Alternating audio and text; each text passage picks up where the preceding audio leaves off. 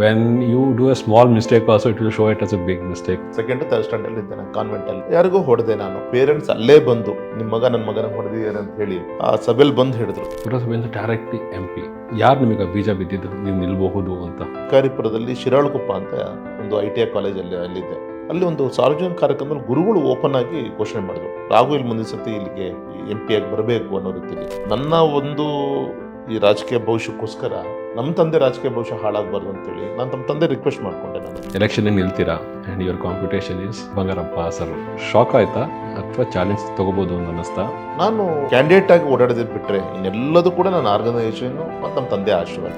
ಅಭಿವೃದ್ಧಿಗೆ ಯಾವುದೇ ಧರ್ಮ ಜಾತಿ ಇಲ್ಲ. ಸೊ ಕೇಂದ್ರ ಮತ್ತು ರಾಜ್ಯ ಸರ್ಕಾರದ ಸಹಕಾರದಿಂದ ಸುಮಾರು ಒಂದು 2,500 ಕೋಟಿ ಖರ್ಚು ಮಾಡಿ ಒಂದು 700-800 ಕೆರೆಗಳಿಗೆ ನೀರು ತುಂಬಿಸಿದಂಥ ಒಂದು ತೃಪ್ತಿ ಇದೆ. What kind of infrastructure or kind of a development has happened in the Shimoga constituency right from 2009 ಇಂದ 2024 ತನಕ?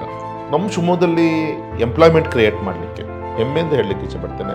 ಸುಮಾರು ಒಂದು 100 ಎಕರೆ ಜಾಗದಲ್ಲಿ ಗಾರ್ಮೆಂಟ್ಸ್ ಯೂನಿಟ್ ಶುರುವಾಯಿತು. ಒಂದು ಗ್ರಾಮ ಪಂಚಾಯತಿ ರಸ್ತೆಯನ್ನು ನ್ಯಾಷನಲ್ ಹೈವೇ ಆಗಿ ಅಪ್ಗ್ರೇಡ್ ಮಾಡಿ ಅವಾಗ ಗಡ್ಕರಿಜಿ ಅವರು ಸೆಂಟ್ರಲಿಂದ ಅದಕ್ಕೆ ಹಣವನ್ನು ಕೊಟ್ಟು ಆ ಸೇತುವೆಗೂ ಕೂಡ ಸಿಗಂದೂರು ತಾಯಿ ಹೆಸರನ್ನು ಇಡಬೇಕು ಅಧಿಕೃತವಾಗಿ ಘೋಷಣೆಯನ್ನು ಕೂಡ ಮಾಡಿದ್ದು ನಿಮ್ಗೆ ಗೊತ್ತಂತ ವಿಚಾರ. ಇವತ್ತು ಅಷ್ಟೇ ದೊಡ್ಡ ಬ್ರಿಡ್ಜ್ ಇನ್ನೊಂದು ಕಟ್ಟಿಸ್ತಾ ಇದ್ದೀನಿ, ಆಲ್ರೆಡಿ ಫಿನಿಶಿಂಗ್ ಸ್ಟೇಜ್. ಇದು ಇನ್ನೊಂದು 2-3 ಮಂತ್ಸ್ ನಾನು ಇನಾಗ್ರೇಷನ್ ಮಾಡಿಸ್ತಾ ಇದ್ದೀನಿ. ಯಾರೂ ನೋಡಿಲ್ಲ ಬ್ರಿಡ್ಜ್ ಆಗ್ತಾ ಇರೋದು. ತಾವು ಶಿವಮೊಗ್ಗದಲ್ಲೂ one of the biggest educational institutions we have started it. ಹೆಂಗೆ ಬಂತದು?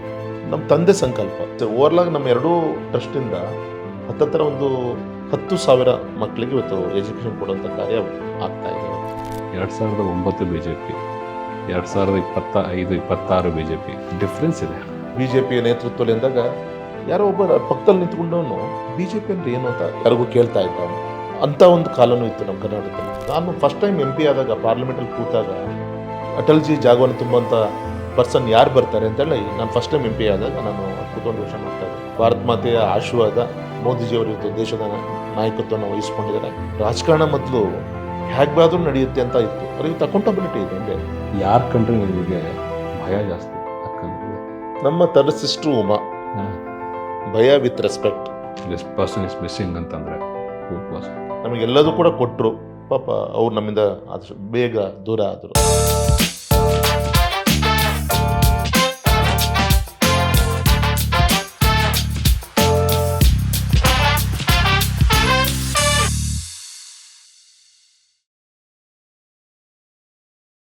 Thanks for taking time. ಎಲ್ಲದಕ್ಕಿಂತ ಮುಖ್ಯವಾಗಿ the first person I spoke when this concept was seeded inside me about this show was you. Okay, thank you Sugan. And without any second thoughts, you have agreed for that. Thank you very much. Before we start, it's a casual, sir. We'll keep it as casual as possible. And the idea of having this interaction, ನಮ್ಮ interaction ಮಧ್ಯ ಏನಾಗ್ತಾ ಇದೆಯೋ, we wanted to see the other side of Shimoga constituencies, how it has grown from what it was and what it is and what it will be, and how the entire ನಮ್ಮ India, the economy ಯಾವ ಥರ grow ಆಗ್ತಿದೆ. As a senior MP, ತಾವು you have seen everything right from early 2009 ಇಂದ ಇವಾಗ ತನಕನೂ. So we'll see how we can dig into that one, Raghavendra. So before we go into that, let us go into the foundation of all these things. How it started, how the entire journey started for you, the public life of coming into the public. I know your father is a pretty big influence, but still doctor ಆಗಬೇಕು ಅಂತಲೇ ಇಲ್ಲ. There should be some kind of an inspiration which also ಹೊರಗಡೆಯಿಂದನೂ ಬರುತ್ತೆ. ಎಲ್ಲಿಂದ ಶುರುವಾಯಿತು ಈ journey? ಇದು ಒಂದು ನಮ್ಮ ತಾಯಿ ವಿಶೇಷವಾಗಿ ನಮ್ಮ ಎಜುಕೇಷನ್ಗೋಸ್ಕರ ತುಂಬ ಹೆಚ್ಚಿಗೆ ಗಮನ ಕೊಡ್ತಾ ಇದ್ದರು. ನಮ್ಮ ತಂದೆ ಪಾಪ ರಾಜಕೀಯ ಅವರ ಬ್ಯುಸಿ ಶೆಡ್ಯೂಲು ಈ ಥರ ಇತ್ತು. ನಮ್ಮ ತಾಯಿ ಏನು ಸಲಹೆ ಕೊಡ್ತಿದ್ರು, ನಮ್ಮ ತಂದೆ ಕಾಲೇಜ್ ಫೀಸು ಸ್ಕೂಲ್ ಫೀಸ್ ಕಡೆ ಗಮನ ಕೊಡ್ತಾಯಿದ್ರು. ಹಾಗಾಗಿ ಯೋಗ ನಾನು ಓದಂಥ ಪ್ರೈಮರಿ ಸ್ಕೂಲ್ ಚೆನ್ನೈನಹಳ್ಳಿ ಅಂಥೇಳಿ RSSನ ರಾಷ್ಟ್ರೀಯ ಸ್ವಯಂ ಸೇವಕ ಸಂಘದ ನಮ್ಮ ಮಾಗಡಿ ಹತ್ರ ಬರುತ್ತೆ, ಬೆಂಗಳೂರು ಮಾಗಡಿ ಹತ್ರ ಬರುತ್ತೆ. ಅಲ್ಲಿ ತೆಗೆದುಕೊಂಡಂಥ ಒಂದು ವಿದ್ಯಾಭ್ಯಾಸ. ತದನಂತರ ಡಿಗ್ರಿ ಮಾಡಿದ್ದು ನಾನು ಶಿವಮೊಗ್ಗದ ನ್ಯಾಷನಲ್ ಕಾಲೇಜು DVS ಕಾಲೇಜಿನಲ್ಲಿ, ATNCC ಕಾಲೇಜಿನಲ್ಲಿ ನಾನು ಮಾಡಿದ್ದು. ಅಲ್ಲಿ ನಾನು ಫಸ್ಟ್ ನಾನು ಇದಕ್ಕೆ ಸ್ಪರ್ಧೆ ಮಾಡ್ತೀನಿ, ಯಾವುದು ಕುವೆಂಪು ಯೂನಿವರ್ಸಿಟಿ ಸೆನೆಟ್ ಮೆಂಬರ್ ಆಗಿ ಸ್ಪರ್ಧೆ ಮಾಡ್ತೀನಿ. ಸೊ ಶಿವಮೊಗ್ಗ, ನಮ್ಮ ದಾವಣಗೆರೆ, ಚಿಕ್ಕಮಗಳೂರು, ಚಿತ್ರದುರ್ಗ 4 ಜಿಲ್ಲೆಯಿಂದ ನಡೆಯುವಂಥ ಸೆನೆಟ್ ಎಲೆಕ್ಷನ್ ನಡೆಯುತ್ತೆ. ಅಲ್ಲಿ ಅಖಿಲ ಭಾರತೀಯ ವಿದ್ಯಾರ್ಥಿ ಪರಿಷತ್ತಿನ ಸ್ಪರ್ಧೆ ಮಾಡ್ತೀನಿ. ಸೊ ಅಲ್ಲಿ ನಾನು ಎಂಟರ್ ಆದಂಗೆ ಆಯಿತು. ಆ ಒಂದು ವಿದ್ಯಾರ್ಥಿ ದೆಸೆಯಲ್ಲಿ ಇದಾದಂಗೆ ಆಯಿತು. ಅದಾದಮೇಲೆ ಪುರಸಭೆ, ಆಮೇಲೆ ಹೀಗೆ ನನ್ನ ಜರ್ನಿ ಶುರುವಾಯಿತು. ಅಂದರೆ ಎಲ್ಲೋ ಒಂದು ಕಡೆಗೆ ನಮ್ಮ ತಂದೆಯವರ ಹೋರಾಟ, ಆ ರ ಆ ರಕ್ತದ ಒಂದು ಗುಣ ನಮ್ಮಲ್ಲೂ ಕೂಡ ಬಂತು. ಈ ಒಂದು ಸಾರ್ವಜನಿಕ ಕ್ಷೇತ್ರದಲ್ಲಿ ಕೆಲಸ ಮಾಡೋಂಥ ಒಂದು ಅವಕಾಶ ನಮಗೆ ಸಿಕ್ಕಿದೆ. ಬಟ್ ಫಸ್ಟ್ ನೀವು ಎ ಬಿ ಪಿ ಮುಂದೆ ನಿಲ್ಲಕ್ಕೆ ಶುರು ಮಾಡಿದ್ರಲ್ಲ ಕಾಲೇಜ್ ಡೇಸಲ್ಲಿ. ಸೊ ಅವಾಗ how was the reaction at home? Whether they were like surprise that you are also following, ನಿಮ್ಮ ತಂದೆ ಇದರಲ್ಲೇ ಹೋಗ್ತಾ ಇದ್ದೀರಾ ಅಂತ ಅನ್ನಿಸ್ತಾ ಅವರಿಗೆ, ಅಥವಾ ದಟ್ ಅಲ್ಲಿ ಯಾವಾಗಲೂ ಸಪೋರ್ಟಿವ್. ಮನೆಯಲ್ಲಾಗಲಿ ಯಾವತ್ತೂ ಕೂಡ ಏನು ಮಾಡ್ತಿದೀಯಾ, ಯಾಕೆ, ಯಾವತ್ತೂ ಕೂಡ ಪಾಪ ಎಲ್ಲ ರೀತಿಯಂಥ ಸಹಕಾರ ಕೊಟ್ಕೊತಾನೆ ಬಂದರು. ಹಾಗೆಂತ ನಾವೇನು ಆ ಟೈಮಲ್ಲಿ ಏನೋ ಆಗರ್ಭ ಶ್ರೀಮಂತರು ಅಂತಲೂ ಏನಲ್ಲ. ಆದರೆ ಮಕ್ಕಳಿಗೆ ಯಾವುದೇ ಕೊರತೆ ಆಗದ ರೀತಿಯಲ್ಲಿ ನಮ್ಮ ತಂದೆ ತಾಯಿ ಅವತ್ತು ಎಲ್ಲ ರೀತಿಯನ್ನು ನೋಡ್ಕೊತ ಬಂದರು. ಮತ್ತು ವಿಶೇಷವಾಗಿ ಆಗಿಂದನೇ ನಾನು ಇವನ್ 4th 5th ಸ್ಟ್ಯಾಂಡರ್ಡ್ 4th ಅವನು ಯಡಿಯೂರಪ್ಪನವ್ರ ಮಗ, ಅಲ್ಲಿ ಇಲ್ಲಿ ನಮ್ಮ ಸ್ನೇಹಿತರಿರ್ಬೋದು, ನಮ್ಮ ಸ್ನೇಹಿತರ ತಂದೆ ತಾಯಿಂದಿರ ಪೇರೆಂಟ್ಸ್ ಇರ್ಬೋದು, ಚರ್ಚೆ ಮಾಡ್ತಾಯಿದ್ರು. ಅದು ನಮಗೆ ನಾಟ್ತಾ ಇತ್ತು ಅವಾಗ. ಅಂದರೆ ಬಿ ಎಚ್ಚರಿಕೆಯಿಂದ ಇರಬೇಕು ಸೊಸೈಟಿ. ಅದೊಂದು ಎಕ್ಸ್ಟ್ರಾ ಕಣ್ಣು. ಎಸ್ ಸಮಾಜದ ಎಕ್ಸ್ಟ್ರಾ ಕಣ್ಣು. ಯಡಿಯೂರಪ್ಪನವ್ರ ಮಗ, ಮೈತ್ರಮ್ಮನವ್ರ ಮಗ ಅನ್ನೋ ಒಂದು ಪದೇ ಅದು ಶಿಕಾರಿಪುರದಲ್ಲಿ ಅಪ್ ಟು 4th ಕಾನ್ವೆಂಟಲ್ಲಿ ಓದಂಥ ಸಂದರ್ಭದಲ್ಲಿ ಇರ್ಬೋದು, ಆಮೇಲೆ ನಮ್ಮ ಸ್ಕೂಲ್ ಅವರ್ಸಲ್ಲಿ ಇರ್ಬೋದು, ಆಮೇಲೆ ಕಾಲೇಜಲ್ಲೂ ಇರ್ಬೋದು. Additional responsibility. ಎಸ್ ಅದು ಪದೇ ನಮಗೆ ಹೇಳ್ತಾ ಇತ್ತು. ಅದು ಆಯಿತು. ಅನೇಕ ಗೊತ್ತಿದ್ದಂಗೆ ಗೊತ್ತಿದ್ರೂ ತಪ್ಪು ಮಾಡೋವಂಥ ಸಂದರ್ಭ ಬಂದಾಗ ಆ ಹೆಸರು, ಆ ಎಚ್ಚರಿಕೆ ಗಂಟೆ ನಮ್ಮನ್ನು ಒಂದು ಹೆಜ್ಜೆ ಹಿಂದೆ ಸರಿಸ್ತಾ ಇತ್ತು. ಆಮೇಲೆ ಇನ್ನೊಂದು ಏನಾಗುತ್ತೆ ಅಂತಂದರೆ, ಆ ಸಣ್ಣ ತಪ್ಪುಗಳನ್ನು ಅಷ್ಟು ದೊಡ್ಡ, ಇವಾಗ ನಿಮ್ಮ ತಂದೆ ಲೆಗಸಿ ಆಗಿರ್ಬೋದು, ನಿಮ್ಮ ತಾಯಿಯವರ ಫೌಂಡೇಶನ್ ಆಗಿರ್ಬೋದು, when you do a small mistake also it will show it as a big mistake. ಒಂದ್ಸತಿ ನಾನಿನ್ನು 4th ಸ್ಟ್ಯಾಂಡರ್ಡ್ ಇದ್ದೆ. ನಾನು 2nd 3rd ಸ್ಟ್ಯಾಂಡರ್ಡ್ ಇದ್ದೆ. ನಾನು ಕಾನ್ವೆಂಟಲ್ಲಿ ಯಾರಿಗೂ ಹೊಡೆದೆ. ನಾನು ಹೊಡೆದಾದ್ಮೇಲೆ ಕಾನ್ವೆಂಟ್ ಮುಗಿಸ್ಕೊಂಡು ಮನೆಗೆ ಬಂದೆ. ಮನೇಲಿ ದೊಡ್ಡ ಒಂದು ಪಕ್ಷದ ಕಾರ್ಯಕರ್ತ ಸಭೆ ನಮ್ಮ ತಂದೆ ನೇತೃತ್ವದಲ್ಲಿ ನಡೀತಾ ಇದೆ. ಪೇರೆಂಟ್ಸ್ ಅಲ್ಲೇ ಬಂದು ನಿಮ್ಮ ಮಗ ನನ್ನ ಮಗನಿಗೆ ಹೊಡೆದಿದ್ದಾರೆ ಅಂತ ಹೇಳಿ ಆ ಸಭೆಯಲ್ಲಿ ಬಂದು ಹೇಳಿದ್ರು. ನಾನು ಬ್ಯಾಗ್ ಹಾಕ್ಕೊಂಡು ಸ್ಕೂಲ್ ಬ್ಯಾಗ್ ಹಾಕ್ಕೊಂಡು ಬಂದೆ. ಒಳಗೆ ಕಳಿಸ್ಕೊಟ್ರು. ಅಲ್ಲೇನು ನಮ್ಮ ತಂದೆ ತೋರಿಸ್ಕೊಂಡಿಲ್ಲ. ಆಮೇಲೆ ಮೀಟಿಂಗ್ ಎಲ್ಲ ಮುಗಿದ್ಮೇಲೆ ಏನು ಪರೀಕ್ಷೆ ಮಾಡಬೇಕು, ನಿಮಗೆ ಮೀಟಿಂಗ್. ಎಸ್ ನನ್ನ ಮೀಟಿಂಗ್ ಮಾಡಿದ್ರು ಚೇತನ್. ಅಂದರೆ ಈ ರೀತಿ ನಾನು ಹೇಳಿದ್ದು, ಒಬ್ಬ ಸಣ್ಣ ಒಂದು ಹುಡುಗ ಇದ್ದಾಗೂ ಕೂಡ, ನಾನು ಸ್ಕೂಲಲ್ಲಿದ್ದಾಗೂ ಕೂಡ ಒಂದೊಂದು ಸಣ್ಣ ತಪ್ಪು, ಅಂದರೆ ಒಂದು ಪೊಲಿಟಿಕಲ್ ಫ್ಯಾಮಿಲಿಯ ಒಬ್ಬ ನನ್ನ ಮೇಲೆ ಕಂಪ್ಲೇಂಟ್ ಮಾಡೋದನ್ನು ಕೂಡ ಹುಡುಗರು ಹೊಡೆದಾಡ್ಕೊಂಡಿದ್ದನ್ನು ಬಿಡ್ಬೋದಿತ್ತು. ದೇ ಬಿಲಾಂಗ್ಸ್ ಟು ಕಾಂಗ್ರೆಸ್ ಆ ಟೈಮಲ್ಲಿ. ಇವತ್ತು ನಾವು ಕ್ಲೋಸ್ ಫ್ರೆಂಡ್ಸ್ ಬಿಡಿ, ಆ ಫ್ಯಾಮಿಲಿ ನಮ್ಮ ಜೊತೆಗಿದೆ, ಅದು ಬೇರೆ. ಹೆಸರು ಹೇಳ್ಬೋದಾ? ತಪ್ಪೇನಿಲ್ಲಪ್ಪ. ನಮ್ಮ ನಾಗರಾಜಪ್ಪನವರು ಅಂಥೇಳಿ, ಅವ್ರಿಗೆ ಫ್ಯಾಮಿಲಿ ನೇಮೇ ಊದನ್ ಕಡ್ಡಿ. ದಟ್ ಮೀನ್ಸ್ ಅವರು ಒಂದು ಕಸ್ ಬಂದ್ವಿ ದೇವರಿಗೆ ಹೆಚ್ಚುವಂಥ ಊದಿನ ಕಡ್ಡಿ ಇದು ಮಾಡ್ತಿಲ್ಲ, ಅದನ್ನು ಮಾಡ್ತಾಯಿದ್ರು. ನಮ್ಮ ಮುರಳಿ ಅಂಥೇಳಿ ನನ್ನ ಅವತ್ತು ಸ್ಕೂಲ್ ಮೇಟ್ ಅವನು. ಅಂದರೆ ಈ ರೀತಿ ನಾವು ಈ ರಾಜಕೀಯ ಕುಟುಂಬದ ಮನೆಗಳು, ಅದು ಸ್ಪಾರ್ಕ್ ಆದರೆ ಅದು ಎಲ್ಲೆಲ್ಲಿ ಹೋಗುತ್ತೆ, ಅದು ಪೊಲಿಟಿಕಲೈಸ್ ಆಗುತ್ತೆ ಅನ್ನಲಿಕ್ಕೆ, ಸಣ್ಣ ಮಕ್ಕಳು ಜಗಳನ್ನು ಕೂಡ ಪೊಲಿಟಿಕಲೈಸ್ ಆಗುತ್ತೆ ಅನ್ನಲಿಕ್ಕೆ ಇದೊಂದು ಉದಾಹರಣೆ. ಈ ಥರದ ಅನೇಕ ಉದಾಹರಣೆಗಳು ಇದೆ ನಮ್ಮ ಇದರಲ್ಲಿ. ಅಂದರೆ ಅದೊಂದು ರೆಸ್ಪಾನ್ಸಿಬಿಲಿಟಿ ಆಗೋದು ಕನ್ವರ್ಟ್ ಆಗ್ತಾ ಹೋಯ್ತು. ಅದು ABVP ಡೇಸಲ್ಲಿ ನೀವು ಕಾಲೇಜಲ್ಲಿ 18cc ಇದರ DVS ಅಲ್ಲಿ ಇದ್ದಾಗ, do you remember the first election, what were you fought against whom? First BBM ನಾನು ಫೈನಲ್ ಇಯರಲ್ಲಿದ್ದಾಗೆ, ಸೆಕೆಂಡ್ ಇಯರ್ ಇದ್ದಾಗ, that means semester, that means 4th sem ಅಲ್ಲಿ ಇರ್ಬೋದು ಅನಿಸುತ್ತೆ. ಆ ಟೈಮಲ್ಲಿ ಒಬ್ಬ ABVPಯ ಕಾರ್ಯಕರ್ತನಾಗಿ ಕುವೆಂಪು ಯೂನಿವರ್ಸಿಟಿಯಲ್ಲಿ, ಅವಾಗ 4 ಜಿಲ್ಲೆಯಿಂದ ನಮ್ಮದು ಯೂನಿವರ್ಸಿಟಿ, ಇವತ್ತು ದಾವಣಗೆರೆ ಯೂನಿವರ್ಸಿಟಿ ಆಗಿದೆ. ಅವತ್ತು 4, ಶಿವಮೊಗ್ಗ, ಚಿತ್ರದುರ್ಗ, ದಾವಣಗೆರೆ, ಚಿಕ್ಕಮಗಳೂರು, ಈ 4 ಜಿಲ್ಲೆಗಳು ಸೇರಿ ಕುವೆಂಪು ಯೂನಿವರ್ಸಿಟಿ. ಈಗ ದಾವಣಗೆರೆ, ದುರ್ಗ ಬೇರೆ ಆಗಿದೆ. ಆ ಟೈಮಲ್ಲಿ ಕುವೆಂಪು ಯೂನಿವರ್ಸಿಟಿಯನ್ನು ದಾವಣಗೆರೆ ಯಾಕೆ ಶಿಫ್ಟ್ ಮಾಡಬಾರದು ಅನ್ನೋಂಥ ಚರ್ಚೆ ಶುರುವಾಯಿತು. ಅಂದರೆ ದಾವಣಗೆರೆ ಜಿಲ್ಲೆಯಿಂದ, ಅಲ್ಲಿಂದ ಪಬ್ಲಿಕ್ ರೆಪ್ರೆಸೆಂಟೇಟಿವ್ಸ್ ಎಲ್ಲ ಮಾಡಲಿಕ್ಕೆ ಶಿವಮೊಗ್ಗ, ಶಂಕರಘಟ್ಟ ದೂರ ಆಗುತ್ತೆ ಅಂಥೇಳಿ, ನಾವು ಫ್ರೀ ಲ್ಯಾಂಡ್ ಆ್ಯಂಡ್ ಇನ್ಫ್ರಾಸ್ಟ್ರಕ್ಚರ್ ಕೊಡ್ತೀವಿ, you can shift the university for Davangere ಅನ್ನೋ ರೀತಿಯಿಂದ ಡಿಸ್ಕಷನ್ ಶುರುವಾಯಿತು. ಅವಾಗ ನಾವು ABPಯಿಂದ ಸ್ಟ್ರೈಕ್ ಶುರು ಮಾಡಿದ್ವಿ. ಅಖಿಲ ಭಾರತ ವಿದ್ಯಾರ್ಥಿ ಪರಿಷತ್ತಿಂದ ಸ್ಟೂಡೆಂಟ್ ರೆಪ್ರೆಸೆಂಟ್ ಆಗಿ ಅವಾಗ ಸ್ಟ್ರೈಕ್ ಶುರು ಮಾಡಿದ್ವಿ. ಅದಾದಮೇಲೆ ನನಗನ್ನಿಸ್ತು ಕುವೆಂಪು ಯೂನಿವರ್ಸಿಟಿಯಲ್ಲಿ ಸಿಂಡಿಕೇಟಲ್ಲಿ, ಅಕಾಡೆಮಿಕಲ್ಲಿ ಆ ಬೋರ್ಡಲ್ಲಿ ಬೇರೆ ಬೇರೆ ರೆಪ್ರೆಸೆಂಟೇಟಿವ್ಸ್ ಇದ್ದಾರೆ. ಸ್ಟೂಡೆಂಟ್ ರೆಪ್ರೆಸೆಂಟೇಟಿವ್ ಇಲ್ಲ. ಹಾಗೆ ಸ್ಟೂಡೆಂಟ್ ರೆಪ್ರೆಸೆಂಟೇಟಿವ್ ಕೊಡಬೇಕು ಅಂತ ನಾವು ಹೋರಾಟ ಶುರು ಮಾಡಿಕೊಂಡ್ವಿ. ಆ ಹೋರಾಟದ ಪ್ರತಿಫಲ ನಮ್ಮ ಅಖಿಲ ಭಾರತ ವಿದ್ಯಾರ್ಥಿ ಪರಿಷತ್ತಿನ ಒಂದು ಹೋರಾಟದ ಪ್ರತಿಫಲ ಸ್ಟೂಡೆಂಟ್ ರೆಪ್ರೆಸೆಂಟೇಷನ್ಗೆ ಅವಕಾಶ ಸಿಕ್ತು. ಫಸ್ಟ್ ಎಲೆಕ್ಷನ್ ನಾನೇ ಎಲೆಕ್ಷನ್ ಕಂಟೆಸ್ಟ್ ಮಾಡಿದೆ. 4 ಜಿಲ್ಲೆಯಿಂದನೂ ಕೂಡ ಜನ ನನಗೆ ಆಶೀರ್ವಾದನ ಸ್ಟೂಡೆಂಟ್ ರೆಪ್ರೆಸೆಂಟೇಟಿವ್ ಯಾರ್ಯಾರು ಅಲ್ಲಿ ಕಾಲೇಜಿಂದ ಯಾರು ಇರ್ತಾರೆ ಆ ರೀತಿ ವೋಟಿಂಗ್ ಆಗಿ ನಾನು ಅಲ್ಲಿ ಪಾರ್ಟಿಸಿಪೇಟ್ ಮಾಡೋಂಥ ಒಂದು ಅವಕಾಶ ಸಿಕ್ತು. From there directly to become a member of parliament? No sir, after that ಮತ್ತೆ 10 ಇಯರ್ಸ್ ಗ್ಯಾಪ್ ಆಯಿತು. ಬಟ್ ಪಬ್ಲಿಕ್ ಲೈಫಲ್ಲಿ ಹಾಂ, ದಟ್ಸ್ ಎ ಬಿಗ್ ನಾನು ಮುಗಿಸ್ಕೊಂಡು ಲಾ ಮಾಡಬೇಕು ಅಂತ ಹೊಟ್ಟೆ ಅಂತಂದರೆ ಬೇಡಪ್ಪ ಸಾಕು, ತುಂಬ ರೆಸ್ಪಾನ್ಸಿಬಿಲಿಟಿ ಇದೆ, ನಾನು ಕೂಡ ಮನೆ ಬಿಟ್ಟು ತಿರುಗ್ತಾ ಇದ್ದೀನಿ, ಊರಲ್ಲಿ ಹೆಚ್ಚಿಗೆ ಇರು ಅಂತ ಹೇಳಿದ್ರು. ಅವಾಗ ಒಂದು 7-8 ವರ್ಷ ನಾನು ಶಿಕಾರಿಪುರದಲ್ಲಿ ಇರಬೇಕಾಯ್ತು. ನಾನು ಏನು ಮಾಡ್ತಿದ್ರಿ ಅಲ್ಲಿ ಅವಾಗ ನಾನು ಅಂದರೆ ಮನೆಯ ಜವಾಬ್ದಾರಿ, ಅಗ್ರಿಕಲ್ಚರ್, ಕನ್ಸ್ಟ್ರಕ್ಷನ್ನು, ಅಗ್ರಿಕಲ್ಚರು ಈ ದಿಕ್ಕ ನಾನು ಗಮನ ಕೊಡೋಕ್ಕೆ ಆಗಬೇಕಾಯ್ತು. ಯಾಕಂದರೆ ನನ್ನ ತಮ್ಮನ್ನು ಕೂಡ ಅವ್ರು ಬೆಂಗಳೂರಿನಲ್ಲಿದ್ದರು. ನನ್ನ 3 ಜನ ಆಗ್ತಿರೋದು ಮದುವೆ ಆಗಿತ್ತು. ಅವಾಗ ನಮ್ಮ ತಾಯಿ ಜೊತೆ ನಾನು ಹೆಚ್ಚಿಗೆ ಶಿಕಾರಿಪುರದಲ್ಲಿ ನಾನು ಹೆಚ್ಚಿಗೆ ಗಮನ ಕೊಡಬೇಕಾಯಿತು. ಮತ್ತು ವಿಶೇಷವಾಗಿ ನಮ್ಮ ತಂದೆ ರಾಜಕೀಯ ಜೀವನ, ಅವ್ರು ಯಾವತ್ತೂ ಕೂಡ ನಮ್ಮ ಜನ ಶಿಕಾರಿಪುರ ಜನ ಆಶೀರ್ವಾದ ಮಾಡಿದ್ರು ಕೂಡ ಅವ್ರ ಹೋರಾಟ ಇಡೀ ರಾಜ್ಯಕ್ಕೆ ಪಾದಯಾತ್ರೆಗಳಿರೋದು ಇದೆಲ್ಲ. ಆ ಟೈಮಲ್ಲಿ ಶಿಕಾರಿಪುರದಲ್ಲಿ MLA ಆಗಿ ಫಾದರ್ ಹೆಚ್ಚಿಗೆ ಹೊರಗಡೆನೂ ಇದ್ದಾಗ ಆ ಗ್ಯಾಪನ್ನು ಬೇರೆ ರೀತಿಯಲ್ಲಿ ಫಿಲಪ್ ಮಾಡೋವಂಥ ಜವಾಬ್ದಾರಿನೂ ಕೂಡ ನನ್ನ ಮೇಲಿತ್ತು.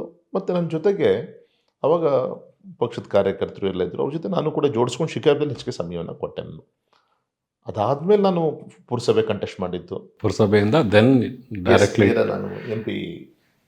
ಆ ಬೀಜ ಯಾರು ಬಿತ್ತಿದ್ದು ನಿಮಗೆ ನೀವು MP ಎಲೆಕ್ಷನ್ ಗೆಲ್ಬೋದು ಅಂತ? Because that's a big jump. ಪುರಸಭೆಯಿಂದ of course there might be lot of people ಪುರಸಭೆಯಿಂದ ನಿಂತಿರೋದು, ಬಟ್ ನೀವು ಬ್ಯಾಕ್ಗ್ರೌಂಡಲ್ಲಿ ಇದ್ರಿ, ನಿಮ್ಮ ತಂದೆ ರೆಸ್ಪಾನ್ಸಿಬಿಲಿಟೀಸ್ನ ನೋಡ್ಕೊತಾ ಇದ್ರಿ. ದೆನ್ ಪುರಸಭೆಯಿಂದ ಡೈರೆಕ್ಟ್ಲಿ MP. ಯಾರು ನಿಮಗೆ ಬೀಜ ಬಿದ್ದಿದ್ದು ನೀವು ನಿಲ್ಬಹುದು ಅಂತ? ನಾನು ನಮ್ಮ ತಂದೆ ಆ ಸಂದರ್ಭದಲ್ಲಿ DCM ಆದರು. ಕುಮಾರಸ್ವಾಮಿಗಳ ಮತ್ತು ಯಡಿಯೂರಪ್ಪನವರ ಒಂದು BJP ಹೊಂದಾಣಿಕೆ ಸರ್ಕಾರ. ಹೌದು. ಆ ಸಂದರ್ಭದಲ್ಲಿ ನಾನು ಹಾಲಪ್ಪನವರಿಗೆ ಅಭಿನಂದನೆ ಹೇಳಿದೆ. ಹರ್ತಾಳ್ ಹಾಲಪ್ಪ ನಮ್ಮ ಸಾಗರದ ಶಾಸಕರು. ಹೌದು. ಅವ್ರಿಗೆ ಅಭಿನಂದನೆ ಹೇಳಿದೆ ನಾನು, ಮಂತ್ರಿಗಳಾಗ್ತಾ ಇದ್ದೀರಿ ಅನ್ನೋ ರೀತಿಯಲ್ಲಿ. ಮುಂದೆ ಸತಿ ನೀನು ಡೆಲ್ಲಿಯಲ್ಲಿ ನೋಡೋಣ ಕಣೋ ಅನ್ನೋ ರೀತಿಯಲ್ಲಿ ಮಾತಾಡಿದ್ರು. ಅಂದರೆ ನಾನು ಈ ಸಂದರ್ಭದಲ್ಲಿ ಎಲ್ಲ ಘಟನೆಗಳು ನೆನೆಸ್ಕೊಬೇಕು. ನಮ್ಮ ಹಾಲಪ್ಪನವರು ಇರ್ಬೋದು, ಇವತ್ತು ನಮ್ಮ ಸುಬ್ರಹ್ಮಣ್ಯ ನಾಯ್ಡು ಅವರು ಪಾಪ ರಾಜಕೀಯ ಬೇರೆ ಇದು ಗಮನಿಸ್ತಾ ಇದ್ದಾರೆ. ಆ ನಮ್ಮ ಇವತ್ತಿನ ವಿರೋಧ ಪಕ್ಷ ನಾಯಕರಾದ ಅಶೋಕ್ ಇರ್ಬೋದು, ಈ ರೀತಿ ಅನೇಕ ಜನರ ಸಹಕಾರನೂ ಕೂಡ ಸಿಕ್ತು. ಮತ್ತು ಯಡಿಯೂರಪ್ಪನವ್ರಿಗೆ ರಾಘು ಯಾಕೆ ನಿಲ್ಲಬಾರ್ದು ಅನ್ನೋದೊಂದು ಅವ್ರ ಮನಸ್ಸಿಗೆ ಬಂತು. ಅಂದರೆ ಅವರಿಗೆ ಹೇಳೋಂಥ ಕೆಲಸ ಇವರೆಲ್ಲರೂ ಕೂಡ ಮಾಡಿದ್ರು. ವಿಶೇಷವಾಗಿ ಶಿಕಾರಿಪುರದಲ್ಲಿ ಶಿರಾಳಕೊಪ್ಪ ಅಂತ ಒಂದು ITI ಕಾಲೇಜಲ್ಲಿ ಅಲ್ಲಿದೆ, ನಮ್ಮ ಶ್ರೀಶೈಲ ಪೀಠಕ್ಕೆ ಸಂಬಂಧಪಟ್ಟಂಥ ಒಂದು ಮಠ ಇದು. ಅಲ್ಲಿ ಒಂದು ಸಾರ್ವಜನಿಕ ಕಾರ್ಯಕ್ರಮದಲ್ಲಿ ಗುರುಗಳು ಓಪನ್ ಆಗಿ ಘೋಷಣೆ ಮಾಡಿದ್ರು, ರಾಘು ಇಲ್ಲಿ ಮುಂದಿನ ಸತಿ ಇಲ್ಲಿಗೆ MP ಆಗಿ ಬರಬೇಕು ಅನ್ನೋ ರೀತಿಯಲ್ಲಿ. ಅವಾಗ ಯಡಿಯೂರಪ್ಪನವ್ರು ಆಶ್ಚರ್ಯ ಆ ವೇದಿಕೆ ಮೇಲೆ ಗುರುಗಳು ಹೇಳಿದಾಗ, ಯಾಕೆ ತಪ್ಪೇನಿದೆ ಯಡಿಯೂರಪ್ಪನವ್ರು, ನಿಂತ್ಕೊಂಡ್ಲಿ ರಾಘು ಅನ್ನೋ ರೀತಿಯಲ್ಲಿ. ಅವಾಗ ನಾನು ಪುರಸಭಾ ಸದಸ್ಯ ಇದ್ದೆ ನಾನು ಅವಾಗ. ಅರೆ ಅವತ್ತಿನ ಒಂದು ಆ ಬೀಜ ಬಿತ್ತಿದ್ದಿರ್ಬೋದು, ಆ ಇನ್ಸ್ಪಿರೇಷನ್ ಇರ್ಬೋದು, ನನ್ನನ್ನು ಗೆಲ್ಲಿಸ್ಕೊಂಬಂದಿದ್ದು ಅವತ್ತು ನಮ್ಮ ಯಡಿಯೂರಪ್ಪ ನಮ್ಮ ತಂದೆ ಸಂಘಟನೆ ಆಶೀರ್ವಾದ. ಮತ್ತು ನಾವತ್ತು ನಮ್ಮ ಸಂಘಟನೆಯಲ್ಲೇ ತುಂಬ ವಿರೋಧ ಇತ್ತು.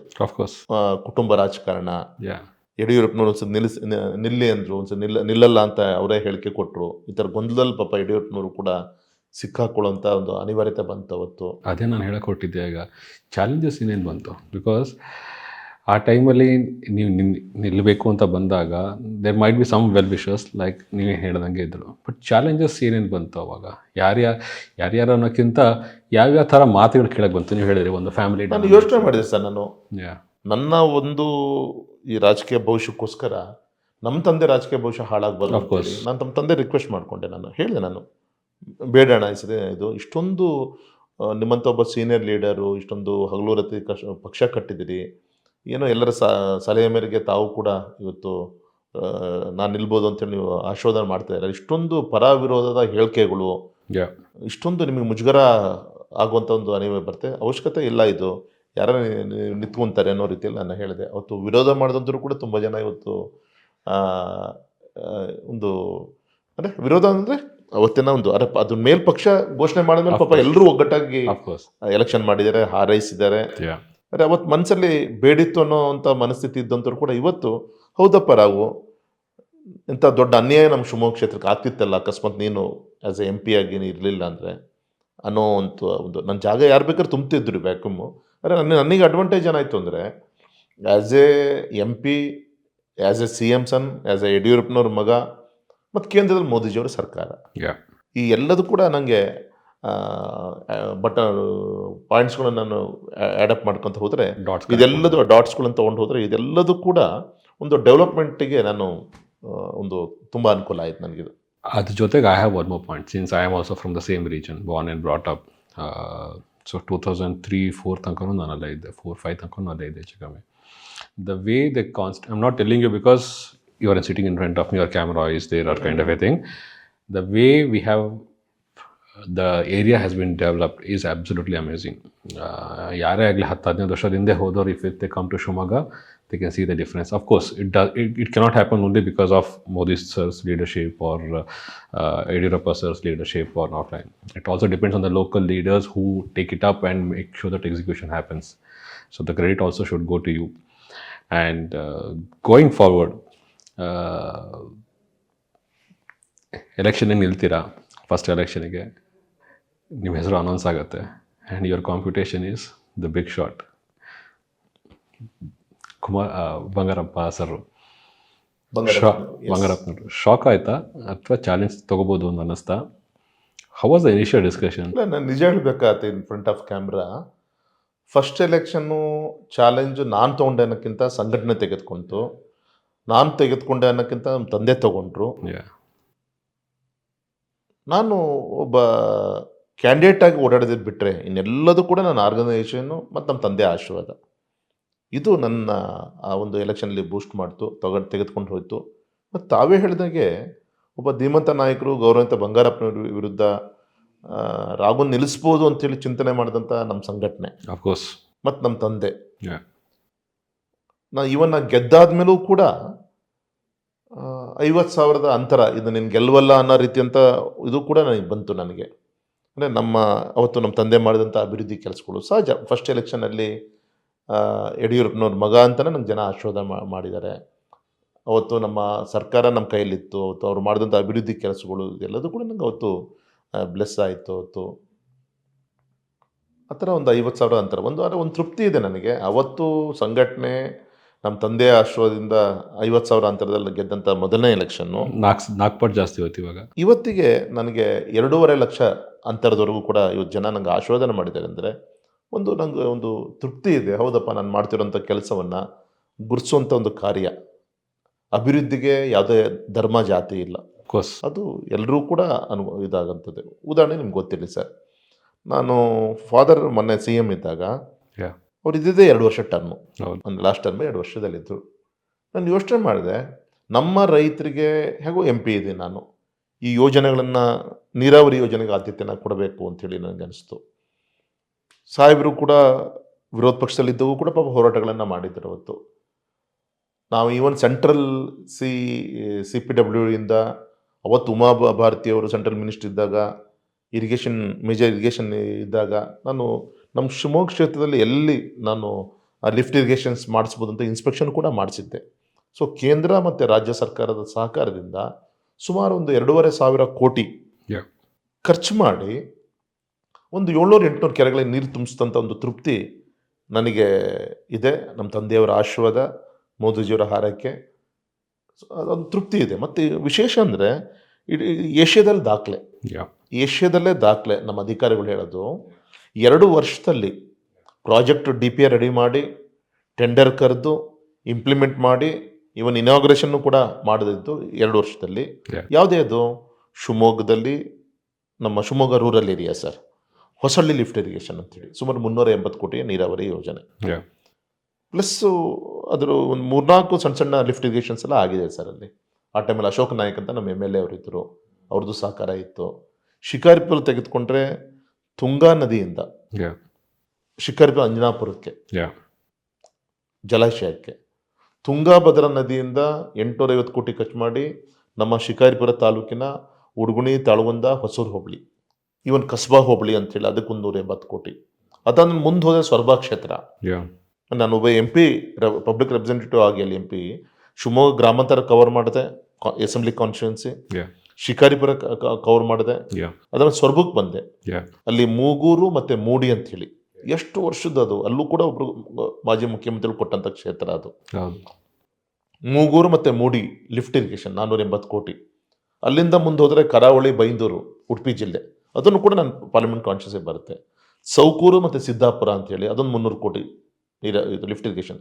ಇಷ್ಟನ್ನು ಕೂಡ ಪೂರ್ಣಗೊಳಿಸುವಂಥ ಕೆಲಸ ಆಯಿತು. ಸಿದ್ದಾಪುರ ಮಾತ್ರ ಇವತ್ತಿನ ರಾಜ್ಯ ಸರ್ಕಾರದ ಸಹಕಾರ ಇದೆ, ಇನ್ನು ಆನ್ ಗೋಯಿಂಗ್ ವರ್ಕ್ ಅದು. Yes. Yes. ಇನ್ನು ಸೌಕೂರು ಆಲ್ರೆಡಿ ಫಿನಿಶ್ ಆಗಿದೆ. ಈ ರೀತಿ 2 ವರ್ಷದಲ್ಲಿ ನನ್ನ ಪಾರ್ಲಿಮೆಂಟ್ ಕಾನ್ಸ್ಟಿಟ್ಯೂನ್ಸಿಯಲ್ಲಿ ಇಷ್ಟೆಲ್ಲ ಇದು ಯೋಚನೆ ಮಾಡಿದೆ. ಇದು ಕಾರಣ ಏನು? ಯಡಿಯೂರಪ್ಪನವ್ರು ಮುಖ್ಯಮಂತ್ರಿ ಇದ್ರೆ ಅಷ್ಟೇ ಸಾಕ? Chance ಇಲ್ಲ. ಒಂದು ಇಚ್ಛಾಶಕ್ತಿನೂ ಕೂಡ Of ಬೇಕಾಗುತ್ತೆ. course, individual, sir. Yes. Yeah. ಮತ್ತೆ ಆ ಫೈಲು ಒಂದು ವ್ಯವಸ್ಥೆ ನಮ್ಮದು ಗುಡ್ ಗವರ್ನೆನ್ಸ್ ಕೊಡಬೇಕು ಅಂತೇಳಿ ಪ್ರಯತ್ನಗಳು ಇದ್ರೂ ಕೂಡ ನಮ್ಮ ಇವತ್ತಿನ ಒಂದು ಅಧಿಕಾರಿಗಳ ವ್ಯವಸ್ಥೆಗಳು, ಆ ಫೈಲ್ ಮೂವ್ಮೆಂಟು Yeah. ಎಲ್ಲದೂ ಕೂಡ ಮಾಡಿಕೊಂಡು ಟೆಂಡರ್ ಕರೆಸಿ ಟೆಂಡರ್ ಪಾರ್ಟಿಸಿಪೇಟ್ ಮಾಡೋ ಕಾಂಟ್ರಾಕ್ಟ್ ಕೂಡ ಬರೋವಂಥ ಒಳ್ಳೆಯ ಇರಬೇಕಾಗತ್ತೆ. ನಿಜ. ನಾಳೆ ಸರ್ಕಾರ ಕೊಡೋ ದುಡ್ಡಲ್ಲೇ ಅವನು ಎಕ್ಸಿಕ್ಯೂಟ್ ಮಾಡಬೇಕು. ಎಕ್ಸಿಕ್ಯೂಟ್ ಮಾಡೋದಕ್ಕೆ ಕಾಯ್ಕೊಂತ ಕೂರ್ಲಿಕ್ಕೆ ಆಗಲ್ಲ. ಅವನು ಹೌದು. ಅವ್ನ ಮನೆಯಿಂದ ದುಡ್ಡು ತಂದು ಹಾಕಿ ಕೆಲಸ ಮಾಡಿ ಆಮೇಲೆ ದುಡ್ಡು ತೊಗೊಬೇಕಾಗತ್ತೆ. ಆ ಕೆಪಾಸಿಟಿ ಕಾಂಟ್ರಾಕ್ಟ್ಗಳು ಇರಬೇಕಾಗತ್ತೆ. ಹೌದು. ಸೊ ಒಂದು ತೃಪ್ತಿ ಇದೆ. ನಾನವತ್ತು ತಂದೆಯವರಿಗೆ ಸಾಕಷ್ಟು ಕಿರಿಕಿರಿ ಆಯಿತು. ನನಗೆ ಲೋಕಸಭೆಗೆ ಸ್ಪರ್ಧೆ ಮಾಡೋಂಥ ಸಂದರ್ಭದಲ್ಲಿ ನಮ್ಮ ತಂದೆ ತುಂಬ ಮುಜುಗರ ಮಾಡೋಂಥ ಕೆಲಸ ಕೆಲವು ನಮ್ಮ ಸ್ನೇಹಿತರುಗಳೇ ಮಾಡಿದಾಗ, ಅರೆ ಇವತ್ತು ಯೋಚನೆ ಮಾಡ್ತೀನಿ, ಹೌದಲ್ಲ, ನಾನು ಇಲ್ಲ ಅಂದಿದ್ರೆ ನಾನು ಹೇಳ್ಕೊತ ಇಲ್ಲ, ಅದು ನಮ್ಮ ಎಂಟೈರ್ ಸಪೋರ್ಟ್ ಸಿಸ್ಟಮ್, ವ್ಯವಸ್ಥೆಗಳೇ ಎಷ್ಟು ಹಾಳಾಗಿ ನಮ್ಮ ಕ್ಷೇತ್ರಕ್ಕೆ ಅನ್ಯಾಯ ಆಗ್ತಿತ್ತಲ್ಲ ಅಂತ ನನಗೆ ಅನಿಸುತ್ತೆ. ಆ ತೃಪ್ತಿ ನನಗಿದೆ ಸರ್. ನನಗೆ ಬಟ್ ಹಾಗೆ ನೋಡ್ತಾ ಹೋದರೆ 2009 ಆ ಪೀರಿಯಡಿಂದ 2024ಕ್ಕೆ ನೋಡ್ತಾ ಹೋದರೆ there are lot of things which has change in Shivamogga. Even if I had to look it as a layman or from the native itself, if you look into the mostly that area is a agriculturist area. Arecanut is a big crop ಅಲ್ಲಿಗೆ. What are the support system we are providing in terms of arecanut? ರೀಸೆಂಟಾಗಿ ನೀವು ಪಾರ್ಲಿಮೆಂಟಲ್ಲಿ rice ಮಾಡಿದ್ರಿ ಒಂದು issue, ಅದನ್ನು can you elaborate more on this? So ಒಂದು ರೈತರ ಭವಿಷ್ಯ ಒಂಥರ ತೂಗುಯ್ಯಾಲಲ್ಲಿರುತ್ತೆ ಅಂತ ಹೇಳ್ತಾರೆ. ಅದು ಯಾವುದೇ ಅಡಿಕೆ ಇರ್ಬೋದು, ಭತ್ತ ಇರ್ಬೋದು, ಮೆಕ್ಕೆಜೋಳ ಇರ್ಬೋದು, ಶುಂಠಿ ಇರ್ಬೋದು, ಪೆಪ್ಪರ್ ಇರ್ಬೋದು, ಈಗೆಲ್ಲ ಈ ಅಗ್ರಿಕಲ್ಚರ್ ಆ್ಯಂಡ್ ಹಾರ್ಟಿಕಲ್ಚರ್ ಕ್ರಾಪ್ಸ್ ಏನಿದೆ ಅದನ್ನು ಗ್ರೋ ಮಾಡಿ ಎಲ್ಲದೂ ಕೂಡ ಪ್ರೋಸೆಸ್ ಮುಗಿಸಿ ಅದನ್ನು ಮಾರ್ಕೆಟಿಗೆ ಕೊಡೋದ್ರೊಳಗೆ ಏನು ಬೇಕಾದ್ರೆ ಆಗ್ಬೋದು. ಪ್ರೈಸು ಅಪ್ ಆ್ಯಂಡ್ ಡೌನ್ಸ್ ಆಗ್ತಾ ಇರುತ್ತೆ, ಬೇರೆ ಬೇರೆ ರೋಗ ರುಜಿನಗಳು ಬರೋ ಚಾನ್ಸಸ್ ಇರುತ್ತೆ. ಕೆಲವು ಪ್ರಾಡಕ್ಟ್ಗಳು ಒಂದಿನ ಹೆಚ್ಚು ಇಟ್ಕೊಂಡ್ರು ಕೂಡ ಬೂಸ್ಟ್ ಬರುತ್ತೆ. ಈ ಥರ ಚಾಲೆಂಜಿಂಗ್ ಟಾಸ್ಕ್ ಆ ರೈತನಿಗೆ. ಓಡ್ತಿರ್ತಾನೆ ಪಾಪ. ಹೌದು. ಇಂಥ ಸಂದರ್ಭದಲ್ಲಿ ನನಗೊಂದು ಸಮಾಧಾನ ಇದೆ. ನಮ್ಮ ಮೋದಿಜಿಯವರ ಹಾರೈಕೆ, ನಮ್ಮ ಫೈನಾನ್ಸ್ ಮಿನಿಸ್ಟರ್ ನಿರ್ಮಲಾ ಜಿ ಅವರ ಹಾರೈಕೆ, ಮತ್ತು ವಿಶೇಷವಾಗಿ ನಮ್ಮ ಗೌರವಿತ ನಮ್ಮ ಸೀನಿಯರ್ ಅವತ್ತು ಅನಂತಕುಮಾರ್ ಜಿ ಇದ್ದರು, ಇವತ್ತು ಪ್ರಹ್ಲಾದ್ ಜೋಶಿ ಅವರಿದ್ದಾರೆ, ಇವತ್ತು ನಮ್ಮ ರಾಜ್ಯದ ಮಂತ್ರಿಗಳು, ಕೇಂದ್ರದ ಮಂತ್ರಿಗಳು ಯಾರು ರಾಜ್ಯದಲ್ಲಿದ್ದಾರೆ, ಅವರೆಲ್ಲರ ಸಹಕಾರದಿಂದ ನಾನು ಈ 4 ಟರ್ಮ್ MP ಇದ್ದೀನಿ ಸರ್. ನಾನು ಕೋಸ್ಟಲ್ ಲೈನಿನ ಎಲ್ಲ MPs ಎಲ್ಲ ಸೇರ್ಕೊಂಡು ನಾವು ಅಡಿಕೆ ಬೆಳೆಗಾರರ ಪರವಾಗಿ ಸೌತ್ ಇಂಡಿಯಾದ MPs ಎಲ್ಲ ಕೂಡ ಸೇರಿಕೊಂಡು ನಾವು ಅಡಿಕೆ ಬೆಳೆಗಾರರ ಪರವಾಗಿ ನಾವು ಸಾಕಷ್ಟು ಬಾರಿ ರೆಪ್ರೆಸೆಂಟೇಷನ್ ಹೋಗ್ತಾ ಇರ್ತೀವಿ. ಒಂದು ಸ್ಟೇಬಲ್ ಮಾರ್ಕೆಟ್ ಪ್ರೈಸ್ ಉಳಿಲಿಕ್ಕೆ ಏನು ಬೇಕು, ಇವತ್ತು ನಾರ್ತ್ ಈಸ್ಟ್ ಕಡೆಯಿಂದ ಕಳ್ಳದಾರಿಲಿ ಅಡಿಕೆ ನಮಗೆ ಮಾರ್ಕೆಟಿಗೆ ಬರೋವಂಥದ್ದು ತಡೆಯುವಂಥ ಕೆಲಸ ನಾವೇನು ಮಾಡ್ಬೋದು. ಈಗ ಹಿಂದಿನ ಒಂದು ಗ್ಲೋಬಲ್ ಅಗ್ರಿಮೆಂಟ್ ಪ್ರಕಾರ ಇಷ್ಟು ಪ್ರಾಡಕ್ಟನ್ನು ಪರ್ಚೇಸ್ ಮಾಡಲೇಬೇಕಾಗುತ್ತೆ, ಇಷ್ಟು ಕ್ವಾಂಟಿಟಿ ಅಡಿಕೆಯನ್ನು ಪರ್ಚೇಸ್ ಮಾಡಲೇಬೇಕಾಗತ್ತೆ ಭಾರತ. ಅದನ್ನು ಇವತ್ತು ಎಕ್ಸೆಸ್ ಗ್ರೋತ್ ಆಗ್ತಿದ್ದು ನಾವು ಇವತ್ತು ರಿಜೆಕ್ಟ್ ಮಾಡಲಿಕ್ಕೆ ಆಗಲ್ಲ. ಸೊ ಇಂಥ ಸಂದರ್ಭದಲ್ಲೂ ಕೂಡ ಇಂಡೈರೆಕ್ಟ್ಲಿ ಹೊರಗಡೆಯಿಂದ ಬರುವಂಥ ಮೆಟೀರಿಯಲ್ನ ನಿಲ್ಲಿಸಲಿಕ್ಕೆ ಏನಂತ ಹೇಳ್ತಾರೆ, ಟ್ಯಾಕ್ಸನ್ನು, ಇಂಪೋರ್ಟ್ ಡ್ಯೂಟಿಯನ್ನು ಹೆಚ್ಚಿಗೆ ಮಾಡುವಂಥ ದಿಕ್ಕಲ್ಲಿ ಮಾಡಿಸಿ ಅದ್ರ ಮುಖಾಂತರ ಅದನ್ನು ತಡೆಯುವಂಥ ಪ್ರಯತ್ನ. ಹ್ಮ್. ಮತ್ತು ನಾರ್ತ್ ಈಸ್ಟಲ್ಲಿ ಫೆನ್ಸಿಂಗ್ ಮಾಡೋ ಮುಖಾಂತರ ಈ ಕಳ್ದಾರಿಯನ್ನು ತಡೆಯುವಂಥ ಪ್ರಯತ್ನ. ಓಕೆ. ಇದ್ರ ಮೇಲೂ ಕೂಡ ಇವತ್ತು ಅಡಿಕೆ ಇವತ್ತು ಏನು ಪ್ರೊಡಕ್ಷನ್ ಆಗ್ತಾ ಇದೆ ನಮ್ಮಲ್ಲಿ ಪೂರ್ತಿ ನಮ್ಮ ಇಂಡಿಯಾಕ್ಕೆ ಬೇಕು. ಮೊನ್ನೆ ನಾನು ಪಾರ್ಲಿಮೆಂಟಲ್ಲಿ ಪ್ರಶ್ನೆ ಮಾಡಿದೆ, ಟೋಟಲ್ ಎಕ್ಸ್ಪೋರ್ಟ್ ಎಷ್ಟು, ಇಂಪೋರ್ಟ್ ಎಷ್ಟು ಅಂತೇಳಿ. ನೋಡಿದೆ. ನಮ್ದು ಎಕ್ಸ್ಪೋರ್ಟ್ ತುಂಬ ಕಮ್ಮಿ ಇದೆ, ಇಂಪೋರ್ಟ್ ಸ್ವಲ್ಪ ಹೆಚ್ಚಿಗೆ ಇದೆ. ಹೌದು. ನಾನು ಕೇಳಿದೆ ಕಾರಣ, ನಮ್ಮ ಕಾಮರ್ಸ್ ಮಿನಿಸ್ಟರ್ ಕೇಳಿದೆ, ಪಿಯೂಷ್ ಗೋಯಲ್ ಜಿ ಕೇಳಿದೆ. ಅವ್ರು ಒಂದೇ ಹೇಳಿದ್ರು, ಇಲ್ಲಿ ಇಂಡಿಯಾದಲ್ಲಿ ಪ್ರೊಡಕ್ಷನ್ ಆಗ್ತಿರೋಂಥ, ಭಾರತದಲ್ಲಿ ಪ್ರೊಡಕ್ಷನ್ ಆಗ್ತಿರೋಂಥ ಅಡಿಕೆ ಸಂಪೂರ್ಣವಾಗಿ ನಮಗೆ ಕನ್ಸ್ಯೂಮ್ ಮಾಡೋಕ್ಕೆ ಬೇಕು, ಅಷ್ಟು ಮಾಡ್ಕೊಂಡು ಇನ್ನೂ ಹೊರಗಡೆ ತರಿಸ್ಕೊತಾ ಇದ್ದೀವಿ ಅಂಥೇಳಿ ಅವರು ಉತ್ತರ ಕೊಟ್ಟರು. ಅವರು ಇದರಲ್ಲಿದೆ ನನಗೊಂದು ಸಮಾಧಾನ ಇದೆ ಅಂದರೆ, ಕಳೆದ ಒಂದು 10 ವರ್ಷದಿಂದ ಒಂದು 48,000ರಿಂದ 60, 62, 72,000ಕ್ಕೂ ಹೋಗಿದೆ. ಸ್ಟೇಬಲ್ ಆಗಿ 55,000 ಪರ್ ಕ್ವಿಂಟಾಲ್. ಈ ಒಂದು ಪ್ರೈಸ್ ನಮ್ಮ ಕೇಂದ್ರ ಸರ್ಕಾರದ ಒಂದು ಆರ್ಥಿಕ ನೀತಿಯಿಂದ ನಮ್ಮ ಅಡಿಕೆ ಬೆಳೆಗಾರರಿಗೆ ನಿಲ್ಲುವಂಥ ಪ್ರಯತ್ನ ಆಗಿದೆ. ಮತ್ತು ಅನೇಕ ಬೆಂಬಲ ಬೆಲೆಗಳನ್ನ ಕೇಂದ್ರ ಸರ್ಕಾರ ಘೋಷಣೆ ಮಾಡುತ್ತೆ. ಅದನ್ನು ರಾಜ್ಯ ಸರ್ಕಾರ ಇನ್ ಟೈಮಲ್ಲಿ ಇಂಪ್ಲಿಮೆಂಟ್ ಮಾಡಬೇಕು. ಉದಾಹರಣೆಗೆ ರೈತರ ಕೈಯಲ್ಲಿ ಇವತ್ತು ಜೋಳ ಇದೆ. ಜೋಳ ಇದ್ದಾಗ ಇವರು ಮಾರ್ಕೆಟ್ ಓಪನ್ ಮಾಡಲಿಲ್ಲ. ಕೇಂದ್ರ ಸರ್ಕಾರ 2,600 ರೂಪಾಯಿ ಕ್ವಿಂಟಲ್ಗೆ ಸಪೋರ್ಟಿಂಗ್ ಪ್ರೈಸನ್ನು ಘೋಷಣೆ ಮಾಡಿ ಅನೌನ್ಸ್ ಮಾಡಿ 6 ಮಂತ್ಸ್ ಆದರೂ ಕೂಡ ಇವತ್ತು ಮಾರ್ಕೆಟ್ ಓಪನ್ ಮಾಡಿದ್ದಾರೆ. ಈಗ ರೈತರ ಕೈಯಲ್ಲಿ ಮೆಟೀರಿಯಲ್ ಇಲ್ಲ. ಈಗ ಪಾಪ ಅವರೆಲ್ಲ 1,800, 1,900 ಹೀಗೆ ಸೇಲ್ ಮಾಡಿಬಿಟ್ರು. ಉದಾಹರಣೆಗೆ ಮೊನ್ನೆ ವೆದರ್ ಬೇಸ್ಡ್ ಇನ್ಶೂರೆನ್ಸ್ ನಮ್ಮ ಮೋದಿಜಿಯವ್ರ ಕನಸದು.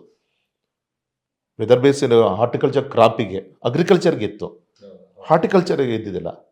ಇವತ್ತು ಅಡಿಕೆ ಬೆಳೆಗಾರರು ಅವ್ರು premium, total premium 25% central government, 25% state government and 5% from ನಮ್ಮ ಇವ್ರು ಕಟ್ತಾರೆ, ಫಾರ್ಮರ್ಸ್ ಶೇರ್ ಇರುತ್ತೆ. ಆ ಲೆಕ್ಕದಲ್ಲಿ ನಮ್ಮ ರಾಜ್ಯದಲ್ಲಿ ತುಂಬ ಅನ್ಯಾಯ ಆಗಿದೆ. ಮೊನ್ನೆ ಅದನ್ನು ರೈಸ್ ಮಾಡಿದೆ, ಪಾರ್ಲಿಮೆಂಟಲ್ಲೂ ಕೂಡ ರೈಸ್ ಮಾಡಿದೆ. ಪ್ರಪೋಸಲ್ ಇವತ್ತು ಈ ಥರ ತಪ್ಪಾಗಿದೆ ಅನ್ನೋದು ಅಧಿಕಾರಿಗಳು ಒಪ್ಕೊಂಡಿದ್ದಾರೆ. ರಾಜ್ಯ ಸರ್ಕಾರ ಮೂಡಿಸುವಂಥ ಕೆಲಸ ಅಂದರೆ ಈ ರೀತಿ ಯಾವ್ಯಾವಾಗ ಸಂದರ್ಭದಲ್ಲಿ ರೈತರಿಗೆ ಅನ್ಯಾಯ ಆಗುತ್ತೆ ಅವತ್ತು ಅವ್ರ ಧ್ವನಿಯಾಗಿ ನಿಲ್ಲುವಂಥ ದಿಕ್ಕಿನಲ್ಲಿ ಒಬ್ಬ ಪಬ್ಲಿಕ್ ರೆಪ್ರೆಸೆಂಟೇಟಿವ್ ಆಗಿ ನಮ್ಮ ಪಾರ್ಟಿಯ ಸಹಕಾರದಿಂದ ಮಾಡ್ಕೊತಾನೆ ಬಂದೀವಿ ಸರ್ ಅದನ್ನು. When we can see that also, sir. And going forward, if you're looking at the way how the development is happening, ಇವಾಗ ಸ್ಟೇಟ್ ವೈಸ್ ನೋಡ್ತಾ ಹೋದರೆ ಕರ್ನಾಟಕ ಅಂತಲೇ ಲೆಕ್ಕ ಇಟ್ಕೊಂಡ್ರೆ Tier 1 ಸಿಟಿ ಅಂತಂದರೆ Bangalore or Mysuru is completely jam packed. Industries has to move to the Tier 2 which is Shivamogga, Hubballi ಆಗಿರ್ಬೋದು, ಆ ಥರ Tier 2 ಸಿಟೀಸ್ಗಳಿಗೆ. So what kind of infrastructure or kind of a development has happened in the Shumaga constituency right from 2009 in the 2024 tanka? I know the big one was Sigandur Bridge. That was a big one which happened for the connectivity point of view and also for the tourism point of view. Along with it, what are the other developments which has happened in your time? Sir, major ನಮ್ಮ ಮಲೆನಾಡಲ್ಲಿ ತುಂಬ ಒಳ್ಳೆ man power, human resources ಇದು ಪ್ರಪಂಚದಲ್ಲಿ, ದೇಶದಲ್ಲಿ ಬೇರೆ ಕಡೆ ಎಲ್ಲ ಕಡೆನೂ ಕೂಡ ಇದ್ದಾರೆ ಸರ್. ನಾನು ನಮ್ಮ PS ದೊರೆಸ್ವಾಮಿ ಅವ್ರನ್ನ, ಗೌರವಂತ ದೊರೆಸ್ವಾಮಿ ಅವರು ಇವತ್ತಿಲ್ಲ. ಇವತ್ತು ಅವರು ನನಗೆ ಅವ್ರ ಕಾಲೇಜಿಗೆ ಹೋದಾಗ ಬೆಂಗಳೂರಿನಲ್ಲಿ ಪರಿಚಯ ಮಾಡಿ, ನೋಡ್ರಾಗು ಇವ್ರು ಶಿವಮೊಗ್ಗ, ಇವ್ರು ಸಾಗರ, ಇವ್ರು ಹೊಸನಗರ, ನಮ್ಮ ಅಲ್ಲಿ ಟೀಚಿಂಗ್ ಫ್ಯಾಕಲ್ಟೀಸ್ಗಳನ್ನು ನನಗೆ ಇಂಟ್ರೊಡ್ಯೂಸ್ ಮಾಡಿಕೊಟ್ರು. ಆಶ್ಚರ್ಯ ಆಯ್ತು, ಎಲ್ಲ ನಮ್ಮ ಶಿವಮೊಗ್ಗ ಫ್ಯಾಕಲ್ಟೀಸು ಯಾವುದೋ ಒಂದು ಸಾಫ್ಟ್ವೇರ್ ಪಾರ್ಕ್ಗೆ ಇಂಡಸ್ಟ್ರಿಗೆ ಇದು ಸೆಂಟರ್ಗೆ ಹೋದಾಗ ಅಲ್ಲೂ ಕೂಡ ನಮ್ಗೆ ತುಂಬ ಜನ ಸಿಗ್ತಾಯಿದ್ರು. ನಮ್ಮ ಶಿವಮೊಗ್ಗದಲ್ಲಿ ಎಂಪ್ಲಾಯ್ಮೆಂಟ್ ಕ್ರಿಯೇಟ್ ಮಾಡಲಿಕ್ಕೆ ಯೋಗ ನೋಡಿ, ಇವತ್ತು ಯಡಿಯೂರಪ್ಪ ಸಾಹೇಬರು ಮುಖ್ಯಮಂತ್ರಿಗಳಾದರು, ಫಾದರ್ ಬೈ ರೋಡ್ ಬರ್ತಾಯಿದ್ರು. ಇಲ್ಲಿ ಪೀಣ್ಯ ಹತ್ರ ಸುಮಾರು ಒಂದು 45 ಜನ ಹೆಣ್ಮಕ್ಳು ರೋಡ್ ಕ್ರಾಸ್ ಮಾಡ್ತಾಯಿದ್ರು. ಎಲ್ಲರ ಕೈಯಲ್ಲೂ ಕೂಡ ಟಿಫಿನ್ ಕ್ಯಾರಿಯರ್ ಇತ್ತು. ಪಾಪ ಸಹಜವಾಗಿ ಫಾದರ್ ಹೆಣ್ಮಕ್ಳೆಲ್ಲ ಇದ್ರಲ್ಲ ಅಂತೇಳಿ ರೋಡ್ ಕ್ರಾಸ್ ನಿಲ್ಲಿಸಿದ್ರು, ಕಾರ್ ನಿಲ್ಲಿಸಿದ್ರು. ಯಾರು ಏನು ಅಂತ ಕೇಳಿದಾಗ, ಸರ್ ನಾವು ಇಲ್ಲಿ ಎದುರುಗಡೆ ನಮ್ಮ ಯಾರೋ ಒಂದು ಬ್ರಾಹ್ಮ ಯಾರೋ ಅವ್ರದ್ದೊಂದು ಗಾರ್ಮೆಂಟ್ ಫ್ಯಾಕ್ಟ್ರಿ ಇದೆ, ಅಲ್ಲೂ ಎಂಪ್ಲಾಯ್ಮೆಂಟ್, ಅಲ್ಲಿ ಉದ್ಯೋಗ ಬಂದಿದ್ದೀವಿ. ಎಲ್ಲಿಯವರು ಅಂದರೆ ಶಿವಮೊಗ್ಗ ಹೇಳ್ತಾರೆ, ಮಲೆನಾಡಿನ ಹೆಸರು ಹೊಸನಗರದವ್ರು ಹೇಳ್ತಾ ಇದ್ದಾರೆ. ಎಷ್ಟು ಸ್ಯಾಲ್ರಿ ಅಂತ 6,500 ಸ್ಯಾಲ್ರಿ. ಹೊಟ್ಟೆ ತುಂಬುತ್ತಮ್ಮ ಅಂತ ಕೇಳಿದ್ರು. ಇಲ್ಲ ಸರ್, ನಾವು ಇಲ್ಲೂ ಕೆಲಸ ಮಾಡಿ ಮತ್ತು ನಮ್ಮ ಊರಿಂದ ನಾವು 2-3 ಸಾವಿರ ರೂಪಾಯಿ ಹಣವನ್ನು ತರಿಸ್ಕೊತೀವಿ ಅಂತ ಅಂದರು. ಅದೊಂದು ಹೇಗೆ ಯಡಿಯೂರಪ್ಪನವ್ರ ಇಚ್ಛಾಶಕ್ತಿ ಹೇಗಿರುತ್ತೆ ನೋಡಿ. ಬೆಂಗಳೂರಿಗೆ ಬಂದರು, ಅವತ್ತೇ ಕನ್ಸಲ್ಟ್ ಮಾಡಿದ್ರು ನಮ್ಮ ಚೀಫ್ ಸೆಕ್ರೆಟರಿ ಅವ್ರ ಹತ್ರ, ಯಾರು ಇನ್ವೆಸ್ಟ್ ಮಾಡುವಂಥ ಈ ಗಾರ್ಮೆಂಟ್ಸ್ ರಿಲೇಟೆಡ್ಡು ಮಾಡಿದ್ರು. ಶಿವಮೊಗ್ಗದಲ್ಲಿ ಇವತ್ತು ಹೆಮ್ಮೆಯಿಂದ ಹೇಳಲಿಕ್ಕೆ ಇಷ್ಟಪಡ್ತೇನೆ, ಸುಮಾರು ಒಂದು 100 ಎಕರೆ ಜಾಗದಲ್ಲಿ ಗಾರ್ಮೆಂಟ್ಸ್ ಯೂನಿಟ್ ಶುರುವಾಯಿತು. ಇವತ್ತು ಇಡೀ ಜಿಲ್ಲೆಯಲ್ಲಿ 25,000 ಜನರಿಗೆ after agriculture secondary employment. After agriculture it is secondary employment ಆಗಿ ಎಂಪ್ಲಾಯ್ಮೆಂಟು ಶಾಯಿ ನಮ್ಮ ಗಾರ್ಮೆಂಟ್ ಫ್ಯಾಕ್ಟ್ರಿ ಬಂದಿದೆ. ಇವತ್ತು ಶಿವಮೊಗ್ಗದಲ್ಲಿ ಒಂದು 15,000 ಜನ, ನಮ್ಮ ಸಾಗರದಲ್ಲಿ ಒಂದು 2-3 ಸಾವಿರ ಜನ, ಶ್ರೀಕಾಕುಳದಲ್ಲಿ 2-3 ಸಾವಿರ ಜನ ಹೆಣ್ಮಕ್ಳಿಗೆ ಉದ್ಯೋಗವನ್ನು ಸೃಷ್ಟಿ ಮಾಡಿದ್ದಾರೆ. ಒಂದು ತೃಪ್ತಿ ತರುವಂಥ ಕೆಲಸ. ಈಗ ಗೌರವಂತ ಸುಧಾಮೂರ್ತಿ ಅವ್ರ ಹತ್ರ ನಾನು ಇನ್ಫೋಸಿಸ್ ಅವ್ರ ಹತ್ರ ಮಾತಾಡಿದೆ ನಾನು, ಯಾಕೆ ಶಿವಮೊಗ್ಗದಲ್ಲಿ ಯಾಕೆ ನೀವು ನಿಮ್ಮ ಸೆಂಟರ್ನ ಓಪನ್ ಮಾಡ್ಬೋದು? ಅವ್ರು ಹೇಳಿದ್ರು, ರಾಘು, ಹುಬ್ಬಳ್ಳಿ ಒಳಗೆ 250 crores ಖರ್ಚು ಮಾಡಿ ದೊಡ್ಡ ಕ್ಯಾಂಪಸ್ ನಾನು ಮಾಡಿದ್ದೀನಿ. ಮಾಡಿ ಆಲ್ರೆಡಿ 12-13 years ಆಯಿತು. ನಾನು ಇನ್ನೂ ಕೂಡ ಇನಾಗ್ರೇಷನ್ ನಾನು ಮಾಡಿಲ್ಲ. ಯಾಕೆ ಅಂದರೆ ಇವತ್ತು ಫ್ಯಾಮಿಲಿಯಲ್ಲಿ ಗಂಡ ಬೆಂಗಳೂರಲ್ಲಿ ಇರಬೇಕು ಅಂದರೆ ಹೆಣ್ಮಗಳು ಅಲ್ಲಿ ಹುಬ್ಳಿಲಿ ಇರ್ಲಿಕ್ಕೆ ಆಗಲ್ಲ. ಈ ಥರದ ಈ ದೃಷ್ಟಿಯಿಂದ ನನಗೆ ಆ ಸಾಫ್ಟ್ವೇರ್ ಓಪನ್ ಮಾಡ್ಲಿಕ್ಕೆ ಆಗಲಿಲ್ಲ ಅಂತ ಹೇಳಿದ್ರು. ಸೊ ಶಿವಮೊಗ್ಗ ಕಷ್ಟ ಆಗತ್ತೆ ಕಣೋ ಅಂತ ಹೇಳಿದ್ರು. ನೋಡೋಣ, ಈಗೂ ಕೂಡ ಎಂಪ್ಲಾಯ್ಮೆಂಟ್ ಕ್ರಿಯೇಟ್ ಮಾಡೋ ದೃಷ್ಟಿಯಿಂದ ಮೊನ್ನೆ ಸ್ಟೇಟ್ ಆ್ಯಂಡ್ ಸೆಂಟ್ರಲ್ ಗೌರ್ಮೆಂಟು ಕೂಡ ಸಾಕಷ್ಟು ಇನಿಷಿಯೇಟಿವ್ಗಳನ್ನ ಅನೌನ್ಸ್ ಮಾಡಿದ್ದಾರೆ. ಹೌದು. ಸೊ ಅದನ್ನೆಲ್ಲ ಅಡ್ವಾಂಟೇಜ್ ತೆಗೆದುಕೊಂಡು ನಮ್ಮ ಶಿವಮೊಗ್ಗದಲ್ಲಿ, ಯಾಕೆಂದರೆ ಪಾಪ ಅವರಿಗೆ ದೇವ್ರ ದಯಿಂದ ಈಗ ಮೋದಿಜಿಯವರ ಆಶ್ರಯದಿಂದ ಡಿಜಿಟಲೈಸೇಷನ್ ಆಗ್ತಾ ಇದೆ. ಸುಮಾರು 250 ಟವರ್ಸ್ಗಳನ್ನು ನಾನು ಗೌರ್ಮೆಂಟಿಂದ ಸ್ಯಾಂಕ್ಷನ್ ಮಾಡಿಸಿದ್ದೀನಿ, ಇನ್ಫ್ರಾಸ್ಟ್ರಕ್ಚರ್ ರಿಲೇಟೆಡ್ಡು. ಮಲ್ನಾಡ್ ಏರಿಯಾ, ಈಗ ಅರ್ಬನ್ ಏರಿಯಾದಲ್ಲಿ ಶಿವಮೊಗ್ಗದಲ್ಲಿ ಒಂದು BSNL ಟವರ್ ಹಾಕಿದರೆ ಅಪ್ ಟು 5-10 kilometers ನಂಗೆ ರೇಡಿಯಸ್ ಕವರ್ ಮಾಡೋದು. ಆದರೆ ಮಲ್ನಾಡ್ ಏರಿಯಾದಲ್ಲಿ ತಾವು ಕೂಡ ಅಲ್ಲಿ ಇದ್ದಂಥವ್ರೆ ಅಂತ ಹೇಳಿದ್ರಿಂದ ಹಾಕಿದರೆ ಅದು ಅದ್ರ ಒಂದು 150 meters ಅಷ್ಟೇ, ಈ ಥರನೂ ಚಾನ್ಸಸ್ ಇರುತ್ತೆ ಇದೆಲ್ಲ ಡಿಸ್ಟರ್ಬೆನ್ಸ್ ಇದರಿಂದ. ಹಾಗಾಗಿ ನಂಬರ್ 250 ಟವರ್ಸ್ ಈಗ ಆಲ್ರೆಡಿ ಇದು ಮಾಡಿದ್ದೀನಿ. ವಿಶೇಷವಾಗಿ ತಾವು ಹೇಳಿದ್ದು ಸಿಗಂದೂರು ಸೇತುವೆ ಹೇಳಿದಿರಿ. ಏರ್ಪೋರ್ಟು ಉದಾಹರಣೆಗೆ ತಗೊಂಡು ಸರ್, ಏರ್ಪೋರ್ಟು ನೋಡಿ, ಅದು ಅಷ್ಟೇ ವಿತಿನ್ 2 years ಅಲ್ಲಿ ಸರ್. ಅದು ನಿಮ್ಮ ತಂದೆ ದೊಡ್ಡ ಕನ್ಸಿತ್ತು. ಗ್ರೇಟ್. ನಮ್ಮ ತಂದೆಯವರ ಒಂದು 2009ರಲ್ಲಿ DCM ಇದ್ದ ಅವಾಗ ಫೌಂಡೇಶನ್ ಸ್ಟೋನ್ ಮಾಡಿದ್ರು. ಮಧ್ಯೆ ಒಂದು 10 ವರ್ಷ ನಿಂತು ಹೋಯ್ತು. ಕುವೆಂಪು ರಂಗಮಂದಿರದಲ್ಲಿ ಒಂದು ದೊಡ್ಡ ಸಭೆ ಮಾಡಿ, ಅಲ್ಲಿ if I am not wrong, correct me if I am wrong, ಇರೋ ದೊಡ್ಡ ಸಭೆ ಮಾಡಿ ಲ್ಯಾಂಡ್ ಅಕ್ವಿಸಿಷನ್ ಆದವ್ರದ್ದು ಏನೋ ಇಶ್ಯೂಸ್ ಏನೋ ಆದಾಗ, ನಾನು I mean correct me again if I am wrong, ದೊಡ್ಡ ಸಭೆ ಮಾಡಿ ಅಲ್ಲಿ ಎಲ್ಲರನ್ನೂ ಕರೆದುಬಿಟ್ಟು whatever is the approved amount ಅಥವಾ ಏನಿದೆಯೋ ಅದನ್ನು ಸ್ವಲ್ಪ ಜಾಸ್ತಿ ಮಾಡಿ ಆ ಕಡೆ ಈ ಕಡೆ ಮಾಡಿ ಎಲ್ಲ ನೀಟಾಗಿ ಸೆಟ್ಲ್ ಮಾಡಾಗಿತ್ತು ಅಂತ ಹೇಳಿ ಆ ಟೈಮಲ್ಲಿ ಕೇಳಿದ್ದೆ ನಾನು. But that's one of the biggest achievement. So ದೇಶದಲ್ಲಿ ದೊಡ್ಡ ಉದಾಹರಣೆ, ಸರ್ಕಾರದ ಜಾಗ ನಮ್ಮ ರೈತರು, ದಟ್ ಮೀನ್ಸ್ ಬಗುರುಕುಂ ಅಂತ ಹೇಳ್ತಾರೆ, ರೈತರು ಉಳುಮೆ ಮಾಡ್ತಾ ಇದ್ದಾರೆ ಪಾಪ. ಹೌದು. ವಾಪಸ್ ಏರ್ಪೋರ್ಟಿಗೆ ಕೊಡಬೇಕು ಅಂತ ಹೇಳಿದಾಗ ಸರ್ಕಾರ ತನ್ನ ಜಾಗವನ್ನು ವಾಪಸ್ ತೆಗೆದುಕೊಳ್ಲಿಕ್ಕೆ ಬೇರೆ ಕಡೆ ಎಲ್ಲ ರೈತರನ್ನ ಹಾಗೆ ಒಕ್ಲಪಿಸ್ತಾರೆ. ಅರೆ ಪರ್ ಎಕರ್ 2 lakhs ಅವತ್ತು ಯಡಿಯೂರಪ್ಪನವ್ರು ಇನ್ಸೆಂಟಿವ್ ಘೋಷಣೆ ಮಾಡಿ ರೈತರಿಗೆ ಹಣವನ್ನು ಕೊಟ್ಟು ಆ ಒಂದು ಲ್ಯಾಂಡನ್ನು ತೆಗೆದುಕೊಂಡ್ರು. ಇದು ಒಂದು. ಎರಡನೇದು, ಅವರಿಗೆಲ್ಲರೂ ಕೂಡ ಸೈಟ್ ಕೊಡ್ತೀನಿ ಅಂತ ಹೇಳಿದರು. ಹೌಸಿಂಗ್ ಬೋರ್ಡಿನ ಲೇಔಟು ಫಾರ್ಮೇಷನ್ ಆಯಿತು. ಪಾಪ ರೈತರೇ ಸಮ ಕನ್ಫ್ಯೂಷನ್ ಆಗಿ ಅದನ್ನು ಇನಿಷಿಯೇಟಿವ್ ತೆಗೆದುಕೊಳ್ಳುವಂಥ ಲೀಡರ್ಸ್ಗಳು ಕೋರ್ಟಿಗೆ ಹೋಗಿ ಇವತ್ತಿನೂ ಕೂಡ ಸಾಲ್ವ್ ಆಗಲಿಕ್ಕೆ ಆಗಿಲ್ಲ. ನಾನೇ 2-3 ಸತಿ ಹೇಳಿದೆ, ಫಾದರ್ 4 ಸತಿ CM ಆದರು, ಈ ಅವಧಿಯಲ್ಲಿ ಮುಗಿಸ್ಕೊಳ್ರಪ್ಪ, ನಾನೇ ಇರ್ತೀನಿ. ಪಾಪ ಕೋರ್ಟಲ್ಲಿ ಬೇರೆ ಬೇರೆ ರೀತಿಯಂಥ ಚಾಲೆಂಜಸ್ಗಳನ್ನು ಇವ್ರು ಮಾಡಿ ಇವತ್ತು ಕೂಡ ಅವರಿಗೆ ಆ ಒಂದು ಸೈಟ್ ಕೊಡುವಂಥ ಪ್ರೋಸೆಸ್ ಆಗಿಲ್ಲ. ಹೌಸಿಂಗ್ ಬೋರ್ಡ್ ಏನು ಹೇಳುತ್ತೆ, ನಾವೇನು ಲೇಔಟ್ ಫಾರ್ಮೇಷನ್ ಕಷ್ಟ ಮಾಡಿದ್ವಿ ಅದನ್ನು ಸ್ಟೇಟ್ ಗೌರ್ಮೆಂಟ್ ನಮಗೆ, it is also one of the board, correct, so ಹಣ ಕೊಡಲಿ, ನಾವು ಅದನ್ನು ರಿಲೀಸ್ ಮಾಡ್ತೀವಿ ಅಂತ ಅವ್ರು ಹೇಳ್ತಾ ಇದ್ದಾರೆ. ಹೌದು. ಸೊ ಈ ಥರ ಡಿಸ್ಪ್ಯೂಟ್ ಆಗಿ ಉಳಿದಿದೆ. ಆದರೆ ಅವತ್ತು ಲ್ಯಾಂಡಿಗೆ ಏನು ಕೊಡಬೇಕಿತ್ತು ಅದನ್ನು ಕೊಟ್ಟು, ಮಧ್ಯದಲ್ಲಿ ಹೈ ಟೆನ್ಷನ್ ಲೈನ್ ಬಂತು, ನಂಬರ್ ಆಫ್ ಇಶ್ಯೂಸ್ಗಳು ಬಂತು. ದೇವ್ರದಿಂದ ಇವತ್ತು ನಾನೇ ಅವತ್ತು MP ಆಗೂ ಇದ್ದೆ, ಒಬ್ಬ ಮುಖ್ಯಮಂತ್ರಿ ಮಗ ಅಂತಲೂ ಇದ್ದೆ ನಾನು, ಎಲ್ಲದೂ ಇತ್ತು. So father as a CM ಆಗಿ ಅವ್ರ ಮೇಲೆ ನಾನು ಇಲ್ಲಿಂದ ಫಾಲೋ ಅಪ್ ಮಾಡಿ ಏನೇ ಫೈಲನ್ನು ಕಳಿಸ್ತಾ ಇದ್ದೆ. ಇದೆಲ್ಲದೂ ಕೂಡ ಆಯಿತು. ಹೆಮ್ಮೆ ಅಂತ ಹೇಳ್ತೀನಿ. ಸುಮಾರು 3200 meters ರನ್ವೇ, ಅದು ಆ್ಯಕ್ಚುಲಿ ಫಸ್ಟ್ ಸ್ಯಾಂಕ್ಷನ್ ಆಗಿದ್ದು 1200 meters. ಹೌದು ಹೌದು ಹೌದು, ಕೇಳಿದ್ದೆ, ಕರೆಕ್ಟ್ ಕರೆಕ್ಟ್. ಸ್ಮಾಲ್ ATRಗಳು ಮಾತ್ರ ಲ್ಯಾಂಡ್ ಆಗ್ತಾ ಇತ್ತು. ನನಗೆ ಯಾಕೋ ಅದು ಸಮಾಧಾನ ಆಗಲಿಲ್ಲ. ಯಾರೋ ನನ್ನ ಟೆಕ್ನಿಕಲ್ ಟೀಮ್ ನನ್ನ ಗಮನಕ್ಕೆ ತಂದರು. ಫಾದರ್ ಒಂದು ಇನ್ಸ್ಪೆಕ್ಷನಿಗೆ ಬಂದಾಗ ತೋರಿಸ್ದೆ ಅದನ್ನು. ಏರ್ ಬಸ್ಸಸ್ಸು ಕೂಡ ಲ್ಯಾಂಡ್ ಆಗಬೇಕು ಅಂತ 3200 meters ರನ್ವೇ ಬೇಕು ಅಂತ ಆಯಿತು. ಮತ್ತಿನ್ನೊಂದು 45 acres ಲ್ಯಾಂಡ್ ಬೇಕಾಯಿತು ಮುಂದೆ. ಅವಾಗ ಅದು ಪೂರ್ತಿ ಫಾರೆಸ್ಟ್ ಲ್ಯಾಂಡ್ ಇತ್ತು, ಅದನ್ನು ಕ್ಲಿಯರ್ ಮಾಡಿಸಿದೆ. ಸೊ ಈ ಥರ ಈಗ ಯಾವುದೇ ಒಂದು ಏರ್ಪೋರ್ಟ್ ಆಗಬೇಕು ಅಂದರೆ ಒಂದು ಸ್ಟೇಜು ಲ್ಯಾಂಡು, ಆಮೇಲೆ ಇನ್ಫ್ರಾಸ್ಟ್ರಕ್ಚರು, ಆಮೇಲೆ licence process. Airport authority of India ಜೊತೆಗೆ ಇನ್ ಟೈಮಲ್ಲಿ ಪ್ರಧಾನಮಂತ್ರಿಗಳಿಗೆ ನನ್ನ ಆಸೆ ಇತ್ತು. ಅದು ನಮ್ಮ ತಂದೆ ಹುಟ್ಟಿದ ಹಬ್ಬದ ದಿನವೇ ಪ್ರಧಾನಮಂತ್ರಿಗಳು ಕರ್ಕೊಂಬಂದು ಅವತ್ತು ಉದ್ಘಾಟನೆ ಮಾಡಬೇಕು ಅನ್ನೋದು ಒಂದು ಅಪೇಕ್ಷೆ ಇತ್ತು ಸರ್. ಈ ಸ್ಕ್ರಿಪ್ಟ್ ಯಾರು ಬರ್ದ್ರಪ್ಪ ಇದ್ರು? ಆದರೆ ದೇವ್ರ ದಯಿಂದ ಗೌರವಂತ ಪ್ರಧಾನಮಂತ್ರಿಗಳು ಕೂಡ ಒಪ್ಕೊಂಡ್ರು, ಬಂದು ಎಷ್ಟು ಅಭಿಮಾನದಲ್ಲಿ ಆ ಕಾರ್ಯಕ್ರಮ ನೆರವೇರಿಸ್ಕೊಟ್ರು ಅಂದರೆ, ಮೋದಿಜಿಯವರು ಯಾವುದೇ ಒಬ್ಬ ವ್ಯಕ್ತಿಯ ಒಂದು ಕಾರ್ಯಕ್ರಮಕ್ಕೆ ಅವ್ರು ಯಾವತ್ತೂ ಕೂಡ ಹೋರಾಟ, ಯಡಿಯೂರಪ್ಪನವ್ರ ಬಗ್ಗೆ ಒಬ್ಬ ಹೋರಾಟಗಾರರ ಬಗ್ಗೆ ಅವ್ರದ್ದೇ ಆದಂಥ ಒಂದು ಅಭಿಮಾನ ಇತ್ತು. ಅಲ್ಲಿ ಸೇರಿದಂಥ ಸುಮಾರು 2-2.5 ಲಕ್ಷ ಜನರ ಕೈಯಲ್ಲಿದ್ದಂಥ ಮೊಬೈಲ್ ಟಾರ್ಚ್ ಆನ್ ಮಾಡಿಸಿ ಯಡಿಯೂರಪ್ಪನವ್ರಿಗೆ ಆಶೀರ್ವಾದನೂ ಕೂಡ ಮಾಡಿಸಿದ್ರು.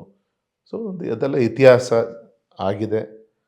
ಇವತ್ತು 6 ಫ್ಲೈಟ್ ಪರ್ ಡೇ, ಒಂದು ಬ್ಯಾಂಗ್ಳೂರು, 2 ಹೈದರಾಬಾದು, 1 ಚೆನ್ನೈ, 1 ತಿರುಪತಿ, 1 ಗೋವಾ, ಡೈಲಿ ಫ್ಲೈಟ್ಸ್ ಇರುತ್ತೆ ಶಿವಮೊಗ್ಗದಿಂದ ಆಪ್ರೇಟ್ ಆಗ್ತಾ ಇದೆ.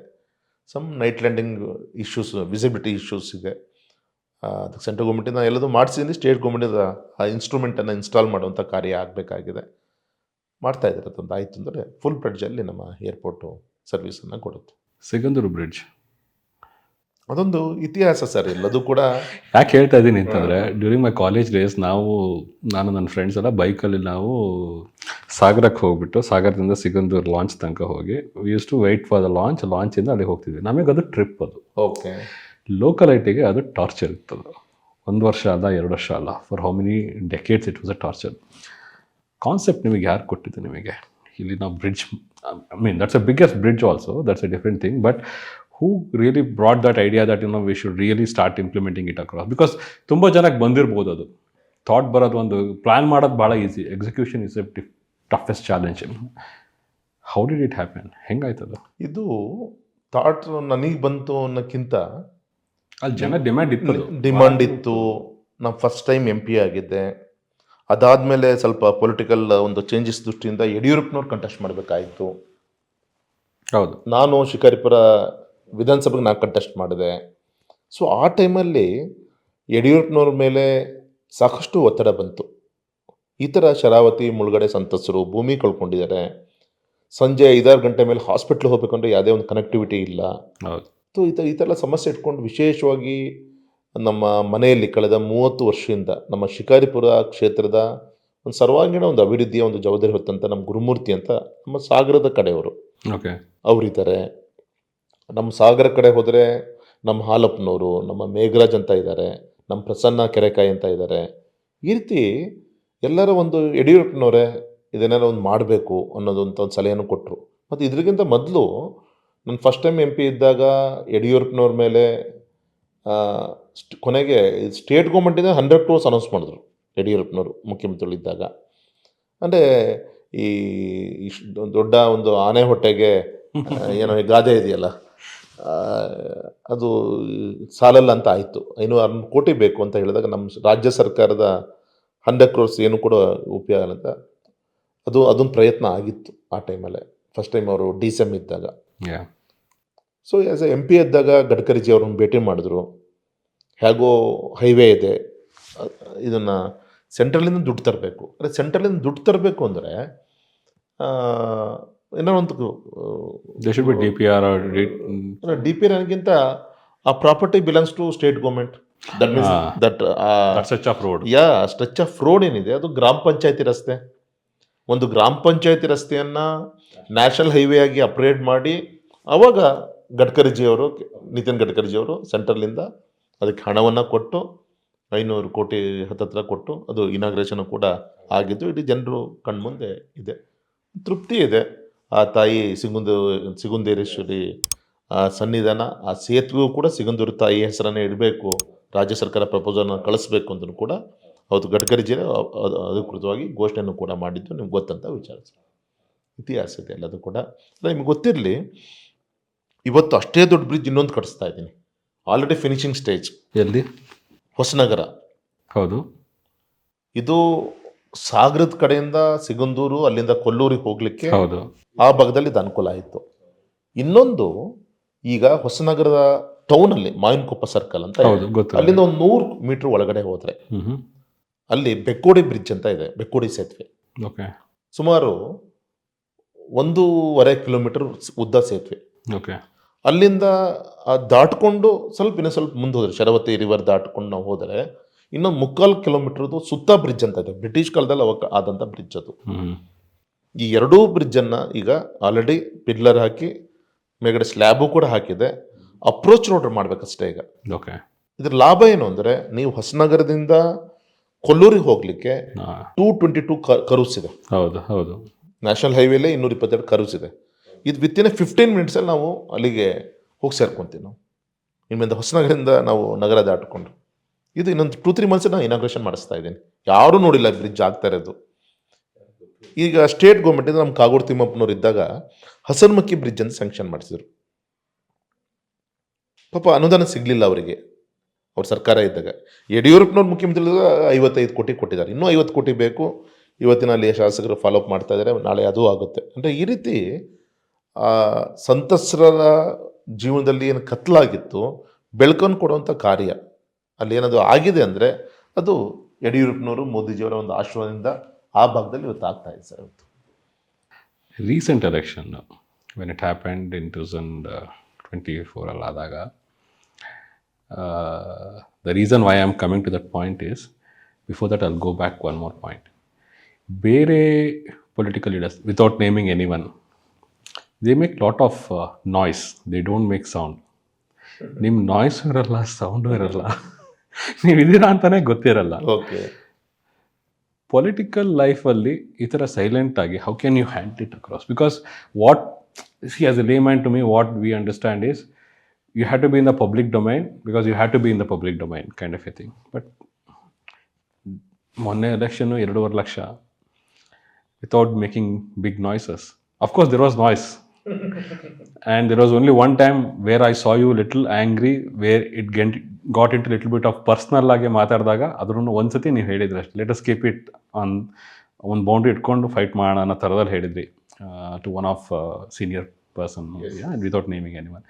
But without making that noise, without making that sound, how easy or how difficult it is for you to be in the public life and again win in this kind of a margin? So ಒಂದು ತುಂಬ ತಾಳ್ಮೆ ಬೇಕಾಗತ್ತೆ.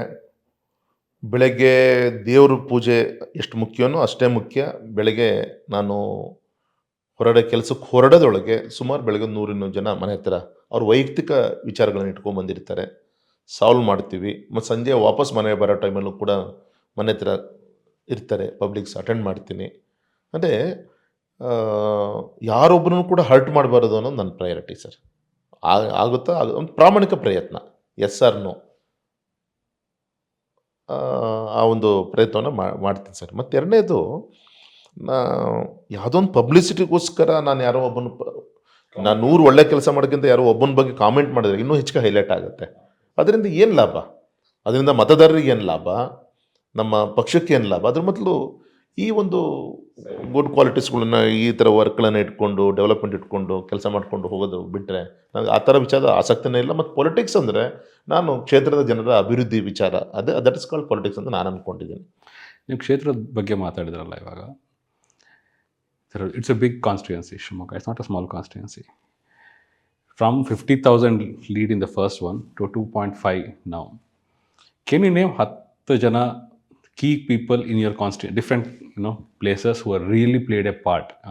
Few names, not 10 means 10, few names, ground level alli ಕಾರ್ಯಕರ್ತರು who really put extra effort to bring this number up. Of course ನೀವು ಇದ್ದೀರಾ, ತಂದೆಯವರು ಇರ್ತಾರೆ, Shivamogga is a old constituency for BJP as well, but there should be grass level root ಅಲ್ಲಿ ನಿಮ್ಮ ಕಾರ್ಯಕರ್ತರು who has really played a big part to bring the party and your work to the public domain. Can you name few of them? So ತಮಗೆ ಗೊತ್ತಿದೆ, ಒಂದು term ಅಂದರೆ 5 years. Yes. ಇದು 4 term ನಾನು ಮಧ್ಯ Of course. ಅಲ್ವಾ? Yeah. So ಒಂದೊಂದು ಟರ್ಮಲ್ಲೂ ಕೂಡ ಒಬ್ಬೊಬ್ರದ್ದು ದೊಡ್ಡ ದೊಡ್ಡ ಒಂದು ತಪಸ್ಸಿರುತ್ತೆ, ಶ್ರಮ ಇರುತ್ತೆ, Yeah. ಲಕ್ಷಗಟ್ಟಲೆ ಕಾರ್ಯಕರ್ತರ ಪರಿಶ್ರಮ ಇರುತ್ತೆ. ಮೇನು ನಮ್ಮ ಆರ್ಗನೈಸೇಷನ್ನ ಒಂದು ಸಪೋರ್ಟು. ಹಂಗೆ ಹೆಸರು ಹೇಳಬೇಕು ಅಂದರೆ ತುಂಬ ಕಷ್ಟ. ಯಾಕೆ ಒಂದೊಂದು ಟರ್ಮಲ್ಲೂ ಕೂಡ It's a big one. ಒಬ್ಬೊಬ್ಬ MLA ಇರ್ತಾರೆ, ಶಾಸಕರು ಇರ್ತಾರೆ, ವಿಧಾನ ಪರಿಷತ್ ಸದಸ್ಯರು ಇರ್ತಾರೆ. ನಮ್ಮ ಆರ್ಗನೈಸೇಷನ್ ಸೈಡಲ್ಲಿ ಒಬ್ಬೊಬ್ಬರು ಜಿಲ್ಲಾಧ್ಯಕ್ಷರು ಇರ್ತಾರೆ, ತಾಲೂಕು ಅಧ್ಯಕ್ಷರುಗಳು ಇರ್ತಾರೆ. ಅಂದರೆ ಅತ್ಯಂತ ಹೆಮ್ಮೆಯಿಂದ ಹೇಳಲಿಕ್ಕೆ ಇಚ್ಛೆಪಡ್ತೇನೆ, ಯಾವತ್ತೂ ಕೂಡ ದೇವ್ರ ಸ್ವರೂಪ ನಮ್ಮ ತಂದೆಯವರ ಆಶೀರ್ವಾದ. ಮತ್ತು ಎರಡನೇದು ನನ್ನ ಸಹೋದರ ವಿಜೇಂದ್ರ. Yeah. ಅವರು ಶಾಸಕರಾಗಿರೋದು ಮೊನ್ನೆ 2.5 ವರ್ಷ ಆಯಿತು. ಈ ಟೈಮಲ್ಲಿ ಎಂಟರ್ ಆಗಿದ್ದಾರೆ. ಅಂದರೆ ಅವರು ಯಾವತ್ತೂ ಕೂಡ ಅಧಿಕಾರ ಇಲ್ಲ ಅಂತ ಅಂದರೂ ಕೂಡ ನನ್ನ ಓವರಲ್ ಆಗಿ ನನ್ನ ಜಿಲ್ಲೆಯ ಒಂದು ಗ್ರೋತಲ್ಲಿ ನನ್ನ ಜೊತೆಗೆ ಸ್ನೇಹಿತನಾಗಿ, ನನ್ನ ಬ್ರದರ್ ಆಗಿ ನನ್ನ ಜೊತೆಗಿದ್ದಾರೆ. ಇದು ಒಂದು. ಅದರಲ್ಲೂ ವಿಶೇಷವಾಗಿ ನನಗೆ ಪರಿವಾರ. ಎಸ್.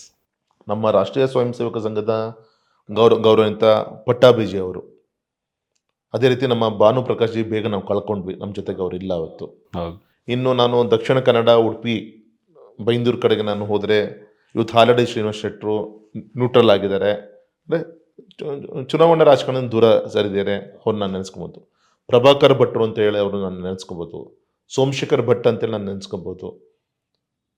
ಆ ಟೈಮಲ್ಲಿ ಶಾಸಕರುಗಳು, ಉದಾಹರಣೆಗೆ ನಮ್ಮ ಲಕ್ಷ್ಮೀನಾರಾಯಣ ನಮ್ಮ ಶಾಸಕರು ಬೈಂದು ಇವತ್ತಿಲ್ಲ ಇತ್ತು. ಹೌದು. ಅದಾದಮೇಲೆ ನಮ್ಮ ಇವತ್ತಿನ ಶಾಸಕರು ಗುರುರಾಜ್ ಗಂಟೆಹೊಳೆ ಅವರು ಇದ್ದಾರೆ. ಹೌದು.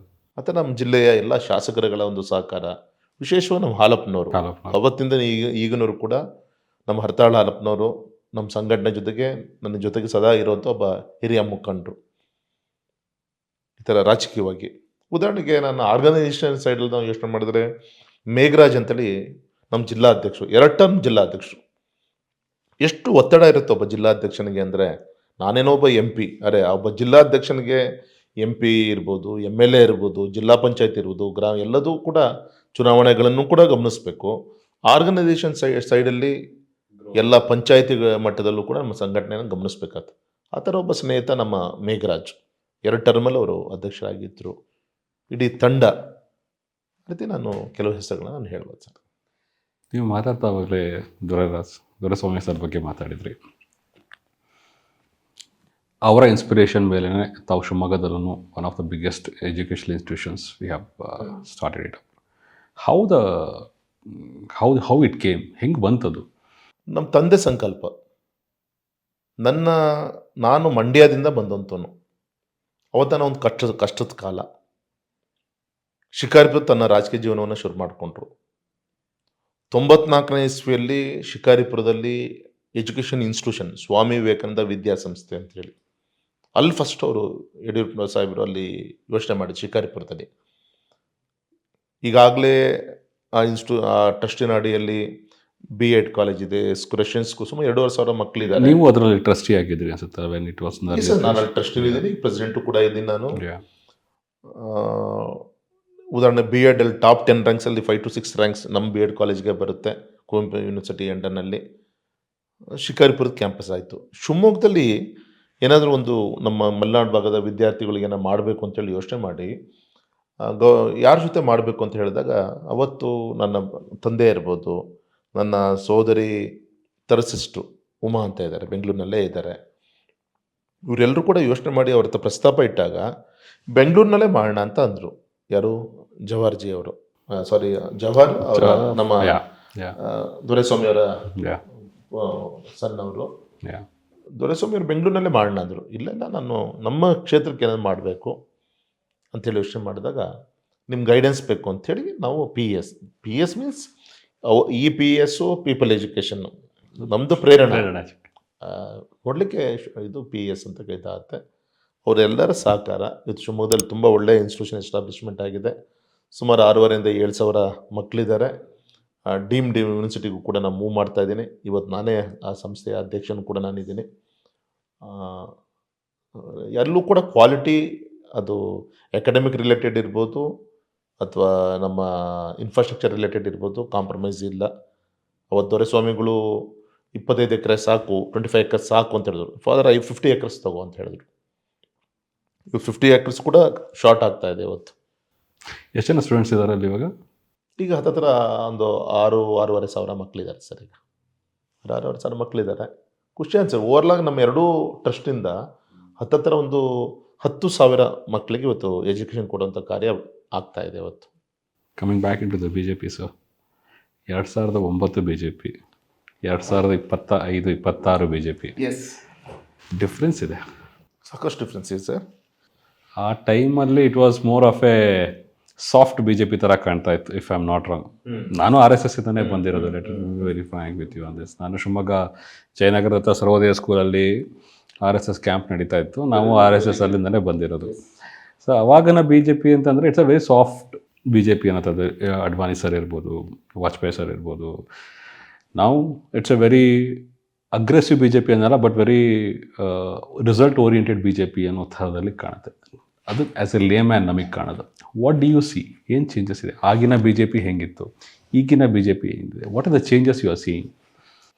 ಸರ್, ಗೌರವಂತ AK Subbaiah B J P president ಇದ್ದಾಗಿಂದ ಹಿಡಿದು ಅಟಲ್ಜಿ ಪಕ್ಷ ಕಟ್ಟೋಕ್ಕೋಸ್ಕರ ಶಿವಮೊಗ್ಗ ಜಿಲ್ಲೆ ಪ್ರವಾಸ ಮಾಡಿದಂಥ ಆ ದಿನಗಳಿಂದ ಹಿಡಿದು ಈಗಿನವರು ಕೂಡ ತುಂಬ ಹತ್ತಿರದಿಂದ ಒಬ್ಬ ಯಡಿಯೂರಪ್ಪನವ್ರ ಮಗನಾಗಿ, ಒಬ್ಬ ಪಕ್ಷದ ಕಾರ್ಯಕರ್ತನಾಗಿ, ಒಬ್ಬ ಲೋಕಸಭಾ ಸದಸ್ಯನಾಗಿ ನೋಡೋಂಥ ಒಂದು ಅವಕಾಶ ಸಂಘಟನೆ ಜನ ನಂಗೆ ಆಶೀರ್ವಾದನ ಮಾಡಿದರು.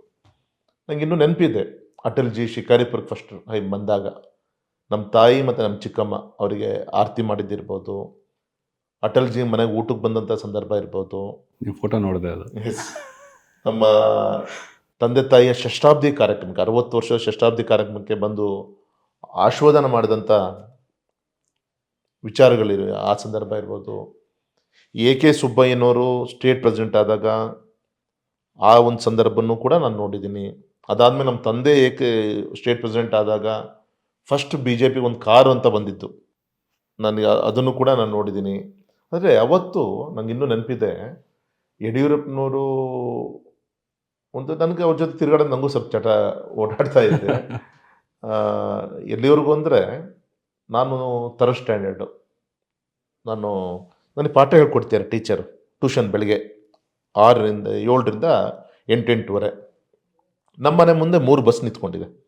ಬಾಂಬೆ ಅಧಿವೇಶನಕ್ಕೆ ಇಲ್ಲಿಂದ 83, 84 ಹಿಂಗೆ ಏನೋ ಇರ್ಬೋದು, ಬಾಂಬೆ ನ್ಯಾಷನಲ್ ಎಕ್ಸಿಕ್ಯೂಟಿವ್ ಮೀಟಿಂಗಿಗೆ ಶಿಕಾರಿಪುರದ 3 ಬಸ್ಸಲ್ಲಿ ಯಡಿಯೂರಪ್ಪ ಸಾಹೇಬ್ರ ನೇತೃತ್ವದಲ್ಲಿ ಜನ ಹೊರಟಿದ್ದಾರೆ.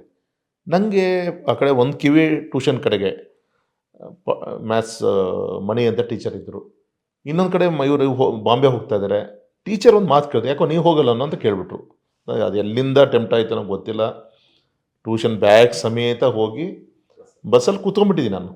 ಬಸ್ ಹೊರಟು ಸ್ವಲ್ಪ ಹೊತ್ತು ಆದಮೇಲೆ ಗೊತ್ತಾಯಿತು, ಯಡಿಯೂರಪ್ಪನವ್ರಿಗೆ 1 ನಿಮಿಷ ಬಸ್ ನಿಲ್ಲಿಸಿ ಮತ್ತು ಮನೆಗೆ ಕರ್ಕೊಂಡು ಹೋಗಿ ಪ್ಯಾಕಿಂಗ್ ಮಾಡಿಸಿ, ಆಮೇಲೆ ನನ್ನ ತಮ್ಮ ವಿಜೇಂದ್ರ ಅವನು ಅಳಶುರು ಮಾಡಿದ, ನಾನು ಬರ್ತೀನಿ ಅಂಥೇಳಿ. ಅವನಿಗೆ 2 ರೂಪೀಸ್ ಕೊಟ್ಟರು ಅವನಿಗೆ. ಅವಾಗ ನನ್ನ ತಮ್ಮನಿಗೆ ನನ್ನನ್ನು ಕರ್ಕೊಂಡು ಹೋದರು. ಅಂದರೆ ನಾನು ಹೇಳ್ತಾ ಇರೋದು, ಈ ರಾಜಕೀಯ ಕುಟುಂಬದಲ್ಲಿ ಎಷ್ಟು ಹತ್ತಿರದಿಂದ ಆ ಬಸ್ಸಲ್ಲಿ ನಾನು ಹೋಗಿದ್ದು ಬಾಂಬೆಗೆ, ರಾಜಕಾರಣಿ ಬೇರೆ ಬೇರೆ ಪಕ್ಷದ ಕಾರ್ಯಕರ್ತರ ಜೊತೆಗೆ. ಅಂದರೆ ಅಲ್ಲಿಂದ ಈಗಿನವರು ಕೂಡ ಈ ಕಾರ್ಯಕರ್ತ ಸಭೆಯಲ್ಲಿ ಊಟ ಬಡಿಸಿದ್ದೀನಿ, ಶಾಮಿಯಾನ ಹಾಕ್ಸಿದ್ದೀನಿ. ಈ ಥರ ಒಂದು ಸಂಬಂಧಗಳು ಅದು ಹಾಗೆ ಬರ್ತಾ ಹೋಯಿತು. ಅದರ ಎಲ್ಲರ ಆ ಅನ್ನ ಬಡಿಸಿದಂಥ ಒಂದು ಇದೇನೋ ಗೊತ್ತಿಲ್ಲ, ಋಣ, ಅದು ಜನರು ಆಶೀರ್ವಾದ ಆಗಿ ಇವತ್ತು ಆಸ್ ಎ MP ನಾನು ಕೆಲಸ ಮಾಡ್ತಾಯಿದ್ದೀನಿ. ತೃಪ್ತಿ ಇದೆ. ಆದರೆ ಅವತ್ತಿನ BJP ಇವತ್ತಿನ BJPಗೂ ವ್ಯತ್ಯಾಸ ನಾನು ಏನು ಹೇಳ್ತಾ ಇದ್ದೀನಿ ಅಂದರೆ, ಒಂದು ಸತಿ ಫಾದರ್ ಜೊತೆಗೆ, ಫಾದರು ಗೋಕಾಕು, ಬೆಳಗಾಂ ಜಿಲ್ಲೆ ಆ ಕಡೆಗೆಲ್ಲ ಹೊರಟರು. ನಾನು ಕಾರಲ್ಲಿ ಕೂತ್ಕೊಂಡು ಹೋದೆ. ಅವತ್ತಿನ ಅಂಬಾಸಿಡರ್ ಕಾರು ಗೊತ್ತಿದೆ, 45-50 ಕಿಲೋಮೀಟರ್ಸ್ ಮೇಲೆ ಫಾಸ್ಟ್ ಹೋಗಲ್ಲ. ರೇಡಿಯೇಟ್ರು ಬಾಯಿಲ್ ಆದಂಗೂ 100-100 ಕಿಲೋಮೀಟರ್ಗೆ ನಿಲ್ಲಿಸಿ ನೀರು ಹಾಕಬೇಕು. ಅವತ್ತಿನ ಒಂದು ಸಂದರ್ಭ. ಯಡಿಯೂರಪ್ಪನವರು ಒಂದು ಕಡೆ ಇಳಿದ್ರು, ಟೀ ಕುಡಿದ್ರು. ಅಷ್ಟೊತ್ತಿಗೆ ಕಾರಿಗೆ ಮೈಕ್ ಕಟ್ಕೊಂಡ್ರು. ಮೈಕ್ ಯಡಿಯೂರಪ್ಪನವ್ರು ಬಂದಿದ್ದಾರೆ, ಸಂಜೆ ರೈತರ ವಿರುದ್ಧ, ರೈತರ ಪರವಾಗಿ ಸರ್ಕಾರದ ವಿರುದ್ಧ ಪ್ರತಿಭಟನೆ ಕಾರ್ಯಕ್ರಮ ಅಂತೇಳಿ ಅದೇ ಕಾರ್ ಹೋಗಿ ಅನೌನ್ಸ್ಮೆಂಟ್ ಮಾಡಿ ಬಂತು. ಅದೇ ಕಾರಲ್ಲೇ ನಾವು ಹೋಗಿದ್ದು, ಆ ಕಾರೇ ಅನೌನ್ಸ್ಮೆಂಟ್ ಮಾಡಿ ಬಂತು. ಮತ್ತು ಆ ಕಾರಲ್ಲೇ ಮತ್ತು ಸಂಜೆ ಮೇಲೆ ಹೊರಟು ಯಡಿಯೂರಪ್ಪನವರು ಇನ್ನೊಂದು ಯಾವುದೋ ಜಿಲ್ಲೆಗೆ ಹೋದರು. ಆದರೆ ಆ ಕಾರಲ್ಲಿ ಅನೌನ್ಸ್ಮೆಂಟ್ ಆಗಬೇಕಾದಾಗ ನಾನು ಕೂತಿದ್ದೆ, BJPಯ ನೇತೃತ್ವದಲ್ಲಿ ಅಂದಾಗ ಯಾರೋ ಒಬ್ಬ ಪಕ್ಕದಲ್ಲಿ ನಿಂತ್ಕೊಂಡವನು BJP ಅಂದರೆ ಏನು ಅಂತ ಯಾರಿಗೂ ಕೇಳ್ತಾ ಇದ್ದ ಅವನು. ನಾನು ಮೋಸ್ಟ್ಲಿ 10th ಸ್ಟ್ಯಾಂಡರ್ಡ್ ಇದ್ದೇನೋ ಗೊತ್ತಿಲ್ಲ ಅವಾಗ. BJP ಅಂದರೆ ಏನು ಅಂತ ಕೇಳ್ತಾ ಇದ್ದ. ಅಂಥ ಒಂದು ಕಾಲನೂ ಇತ್ತು ನಮ್ಮ ಕರ್ನಾಟಕದಲ್ಲಿ. ಆದರೆ ಯಡಿಯೂರಪ್ಪನವರ ಹೋರಾಟ ಕರ್ನಾಟಕದಲ್ಲಿ ನಾವು ತೊಗೊಂಡ್ಲೇಬೇಕಿಲ್ಲ ಅಂದರೆ ಇವತ್ತು ಕೇರಳ, ಆಂಧ್ರ, ತಮಿಳುನಾಡು ರೀತಿ ನಮ್ಮ ಕರ್ನಾಟಕನೂ ಕೂಡ ಇರ್ತಿತ್ತು.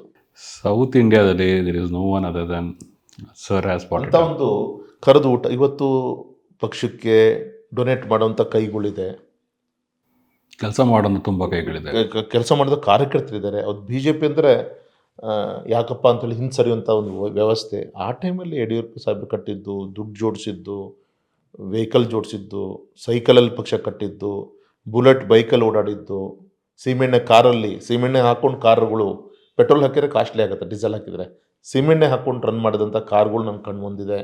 ಅದೊಂದು ಕಾಲ ಸರ್. ಅಟಲ್ಜಿ ಅವತ್ತಿನ ಒಂದು ತಪಸ್ಸು.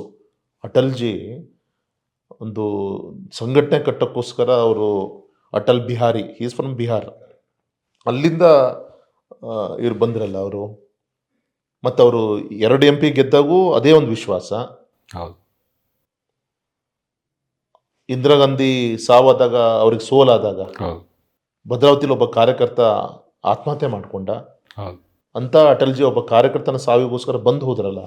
ಹೌದು ಅಟಲ್ಜಿ ಸೋತರು ಅಂತ ನೋವಿಗೆ ಒಬ್ಬ ಕಾರ್ಯಕರ್ತ ಭದ್ರಾವತಿಲಿ ನೇಣು ಹಾಕೊಂಡು ಸುಸೈಡ್ ಮಾಡಿಕೊಂಡ್ರು. ಹೌದು ಆ ಸಂದರ್ಭವನ್ನು ಕೂಡ ನೋಡಿದ್ದೀವಿ.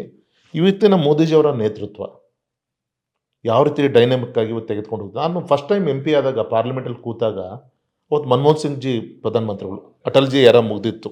ಹೌದು ನಾನು ಯೋಚನೆ ಮಾಡ್ತಾ ಇದ್ದೆ, ನಾವಿನ್ನೂ ಅವಾಗ ಹೇಗಪ್ಪ ಅಟಲ್ಜಿ ಜಾಗವನ್ನು ತುಂಬಂಥ ಪರ್ಸನ್ ಯಾರು ಬರ್ತಾರೆ ಅಂತೇಳಿ ನಾನು ಫಸ್ಟ್ ಟೈಮ್ MP ಆದಾಗ ನಾನು ಅಲ್ಲಿ ಕೂತ್ಕೊಂಡು ಯೋಚನೆ ಮಾಡ್ತಾ ಇದ್ದೆ. ಯೋಗ ಆ ಭಾರತ ಮಾತೆಯ ಆಶೀರ್ವಾದ, ಒಬ್ಬ ದೇಶಪ್ರೇಮಿ ಮೋದಿಜಿಯವರು ಇವತ್ತು ದೇಶದ ನಾಯಕತ್ವವನ್ನು ವಹಿಸ್ಕೊಂಡಿದ್ದಾರೆ. ಇವತ್ತಿನ ಸಂಘಟನೆ ಟಾಸ್ಕೇ ಬೇರೆ ಬೇರೆ ರೀತಿ. ಅವತ್ತು ಯಾವುದೇ ಮೀಡಿಯಾ ಇದ್ದಿದ್ದಿಲ್ಲ. ಯಾವುದೋ ಒಂದು 2-3 ನ್ಯೂಸ್ ಪೇಪರ್ಸು, 1-2-3 ಚಾನಲ್ಗಳಿತ್ತು, TV ಚಾನಲ್ಸು. ಇವತ್ತು number of channels, number of ಇದು ಇವತ್ತು ಇಷ್ಟೆಲ್ಲ ಆಗ್ತಾ ಇದ್ರ ಮಧ್ಯೆ ಇವತ್ತು ರಾಜಕಾರಣ ಮಾಡ್ತಾ ಇದ್ದಾರೆ. ಇವತ್ತು ಕ್ಯಾಮ್ರಾ ಮುಂದೆ ಇವತ್ತು ನಮ್ಮ ಪಬ್ಲಿಕ್ ಲೈಫ್ ನಮ್ಗೆ ನಡೀತಾ ಇದೆ. ಇವತ್ತು ಅದು CCTV ಕ್ಯಾಮ್ರಾ ತೆಗೆದುಕೊಳ್ರಿ, ಅದು ಕೈಲಿರೋ ಮೊಬೈಲ್ ಯಾರ ತೆಗೆದುಕೊಳ್ಳಿ, ನಿಜ ಅಲ್ವಾ? ಇದ್ರ ಮಧ್ಯೆ ರಾಜಕಾರಣ ನಡೀತಾ ಇದೆ. ಒಂದು ತಪ್ಪು ಮಾತು ಕೂಡ ಅದು ದೊಡ್ಡ ಒಂದು ವೈರಲ್ ಆಗಿ ಇದು ಇನ್ನೊಂದೇನೋ ಆಗೋ ಚಾನ್ಸಸ್ ಇರುತ್ತೆ. ಹೌದು ಅಷ್ಟು ಎಚ್ಚರಿಕೆಯಿಂದ ಇವತ್ತು ರಾಜಕಾರಣವನ್ನು ಮೋದಿಜಿಯವರ ನೇತೃತ್ವದಲ್ಲಿ ಇವತ್ತು ಸಂಘಟನೆ ಹೋಗ್ತಾ ಇದೆ. ಮತ್ತು ಯಾವುದೋ ಒಂದು ಅಕೌಂಟಬಿಲಿಟಿ ಇದೆ. ರಾಜಕಾರಣ ಮೊದಲು ಹೇಗಾದರೂ ನಡೆಯುತ್ತೆ ಅಂತ ಇತ್ತು, ಆದರೆ ಇವತ್ತು ಅಕೌಂಟಬಿಲಿಟಿ ಇದೆ ಅಂದೆ. ಆ್ಯಸ್ ಎ ಒಬ್ಬ ಪಬ್ಲಿಕ್ ರೆಪ್ರೆಸೆಂಟೇಟಿವ್, ನಮ್ಮ ಪಾರ್ಟಿಲಿ ನಾನು ಹೇಳ್ತಾ ಇರೋದು, ಅಫ್ಕೋರ್ಸ್ ನಮ್ಮ ಸಂಘಟನೆಯಲ್ಲಿ ಅಫ್ಕೋರ್ಸ್ ಒಬ್ಬ ಕಾರ್ಯಕರ್ತ ಏನು ಮಾಡಬೇಕು, ಒಬ್ಬ ಡಿಸ್ಟ್ರಿಕ್ಟ್ ಪ್ರೆಸಿಡೆಂಟ್ ಎಷ್ಟು ಅವನು ಮಾಡಲೇಬೇಕು. ಆರ್ಗನೈಸೇಷನ್ ಸೆಟಪ್ಪಲ್ಲಿ ವರ್ಕ್ಗಳನ್ನ ಡೈಲಿ ಇರುತ್ತೆ ಪಾಪ ಕಾರ್ಯಕರ್ತನಿಗೆ. ಇನ್ನು ಚುನಾಯಿತ ಪ್ರತಿನಿಧಿಗಳಿಗೆ ನಮಗೂ ಕೂಡ ಒಂದು ಟಾಸ್ಕ್ ಇದೆ. ನಿನ್ನೆ ರಾತ್ರಿನೂ ಕೂಡ ಗೌರವಾನ್ವಿತ ನಮ್ಮ ಹೊಸ ಅಧ್ಯಕ್ಷರು ವರ್ಚುವಲ್ ಮೀಟಿಂಗ್ ತೆಗೆದುಕೊಂಡಿದ್ರು. ಈಗ ಏನೇನು ಕೇಂದ್ರ ಸರ್ಕಾರದ ಯೋಜನೆಗಳನ್ನ ಜನರಿಗೆ ತಲುಪಿಸ್ಲಿಕ್ಕೆ ಆ್ಯಸ್ ಎ MP ಆಗಿ ನೀವೇನು ಮಾಡ್ತಾ ಇದ್ದೀರಿ, ಈ ವಿಚಾರದಲ್ಲಿ ನಿನ್ನೆ ನಮಗೆ ಕ್ಲಾಸ್ ತೆಗೆದುಕೊಂಡಿದ್ರು. ಈ ರೀತಿ ತುಂಬ ವ್ಯತ್ಯಾಸಗಳಿದೆ. ಜನರು ನಿರೀಕ್ಷೆನೂ ಹಾಗೆ ಇದೆ, ಅದು ಸ್ಪಂದನೆಯೂ ಕೂಡ ಅದೇ ರೀತಿಯಲ್ಲಿ ನಾವು ಮಾಡಬೇಕಾದ್ರೆ ನಮ್ಮ ಕರ್ತವ್ಯ ಇದೆ. ಹೋಮ್ ಅಫೇರ್ಸ್ ಕಮಿಟಿನಲ್ಲಿ you are a part of a member. What does home affairs committee do and how is it working along with Modi sir and the entire committee? Any recent interaction you had with Mr. Modi regarding your sir, constituency? Home affairs ಅಲ್ಲಿ ನಮಗೆ ಚೇರ್ಮನ್ನು ರಾಧಾಮೋಹನ್ ಅವರು, is A Rajya Sabha MP, ಮತ್ತು ನಮ್ಮ ಕರ್ನಾಟಕ ಇದು ಪಕ್ಷದ incharge ಕೂಡ ಇದ್ದಾರೆ. ಸುಮಾರು 20 ಜನ MPs ಇರುತ್ತೆ. ಅದರಲ್ಲಿ ಒಂದು 7-8 ಜನ ರಾಜ್ಯಸಭಾ, ಒಂದು 7-8 ಜನ ನಮ್ಮ ಲೋಕಸಭಾ, ಪ್ಲಸ್ ಅಫಿಷಿಯಲ್ ನಾಮಿನೀಸು ಇವರೆಲ್ಲ ಇರ್ತಾರೆ ಸರ್. ವಿಶೇಷವಾಗಿ ದೇಶದ ಭದ್ರತೆ, ಎರಡನೇದು ಡಿಸಾಸ್ಟರ್ ರಿಲೀಫ್ ರಿಲೇಟೆಡ್ ಇಶ್ಯೂಸ್ಗಳಿರ್ಬೋದು, ಇದೆಲ್ಲದೂ ಕೂಡ ಅಲ್ಲಿ ಡಿಸ್ಕಷನ್ ಆಗುತ್ತೆ. ಯಾವುದೋ ಒಂದು ರಾಜ್ಯಕ್ಕೆ ಯಾವುದೋ ಒಂದು ಡಿಸಾಸ್ಟರು, ಒಂದು ಯಾವುದೋ ಇನ್ಸಿಡೆಂಟ್ ಆದರೆ ಅದಕ್ಕೆ ಪ್ಯಾಕೇಜ್ ಕೊಡೋದಾಗಲಿ, ಈ ಥರ ಎಲ್ಲ ವಿಚಾರಗಳಿಗೂ ಕೂಡ ಅಲ್ಲಿ ಡಿಸಿಷನ್ ಆಗುತ್ತೆ. ಯಾವುದೋ ಒಂದು ಬಾರ್ಡರ್ ಇಶ್ಯೂಸ್ಗಳಿದ್ದರೆ, ಸೆಕ್ಯೂರಿಟಿ ರಿಲೇಟೆಡು ಕೂಡ ಅಲ್ಲಿ ಡಿಸ್ಕಷನ್ ಆಗುತ್ತೆ. ಆ್ಯಾವ್ರೇಜ್ 2 months ಒನ್ಸ್ ಮೀಟಿಂಗ್ ಆಗುತ್ತೆ. ಸಾಕಷ್ಟು ಒಂದು ಜವಾಬ್ದಾರಿ ಇರುತ್ತೆ ಅಂತ ಒಂದು ಕಮಿಟಿ ಅಲ್ಲಿ ಇದಾಗುತ್ತೆ. of course. Any recent interaction with Mr. Narendra Modi regarding your constituencies? Because you might have a lot of interaction. I had very small brief interaction with him during his first state visit to Riyadh in 2014-15. I was there in Riyadh at that time. So L&T ಅವರು Riyadh metro project construction ಮಾಡ್ತಿದ್ದಾಗ ಅಲ್ಲಿನ labourers ಎಲ್ಲ ಇಂಡಿಯಾದಿಂದ ಮತ್ತು ಆ ಕಡೆ ಎಲ್ಲ ಬಂದಿದ್ದರು, labourers from India. So he made time to visit one of the labour quarters. Fortunately for me, one of my friend use to be working for L&T, and he ask, ಬನ್ನಿ ಹೋಗೋಣ, ನೋಡೋಣ, ಟ್ರೈ ಮಾಡಿ, ಸಿಕ್ಕಿದ್ರೆ ಸಿಗ್ಬೋದು, ಇಲ್ಲ ಅಂತ ಹೇಳಿ. So we just happen to be there, and I just had a brief handshake with him.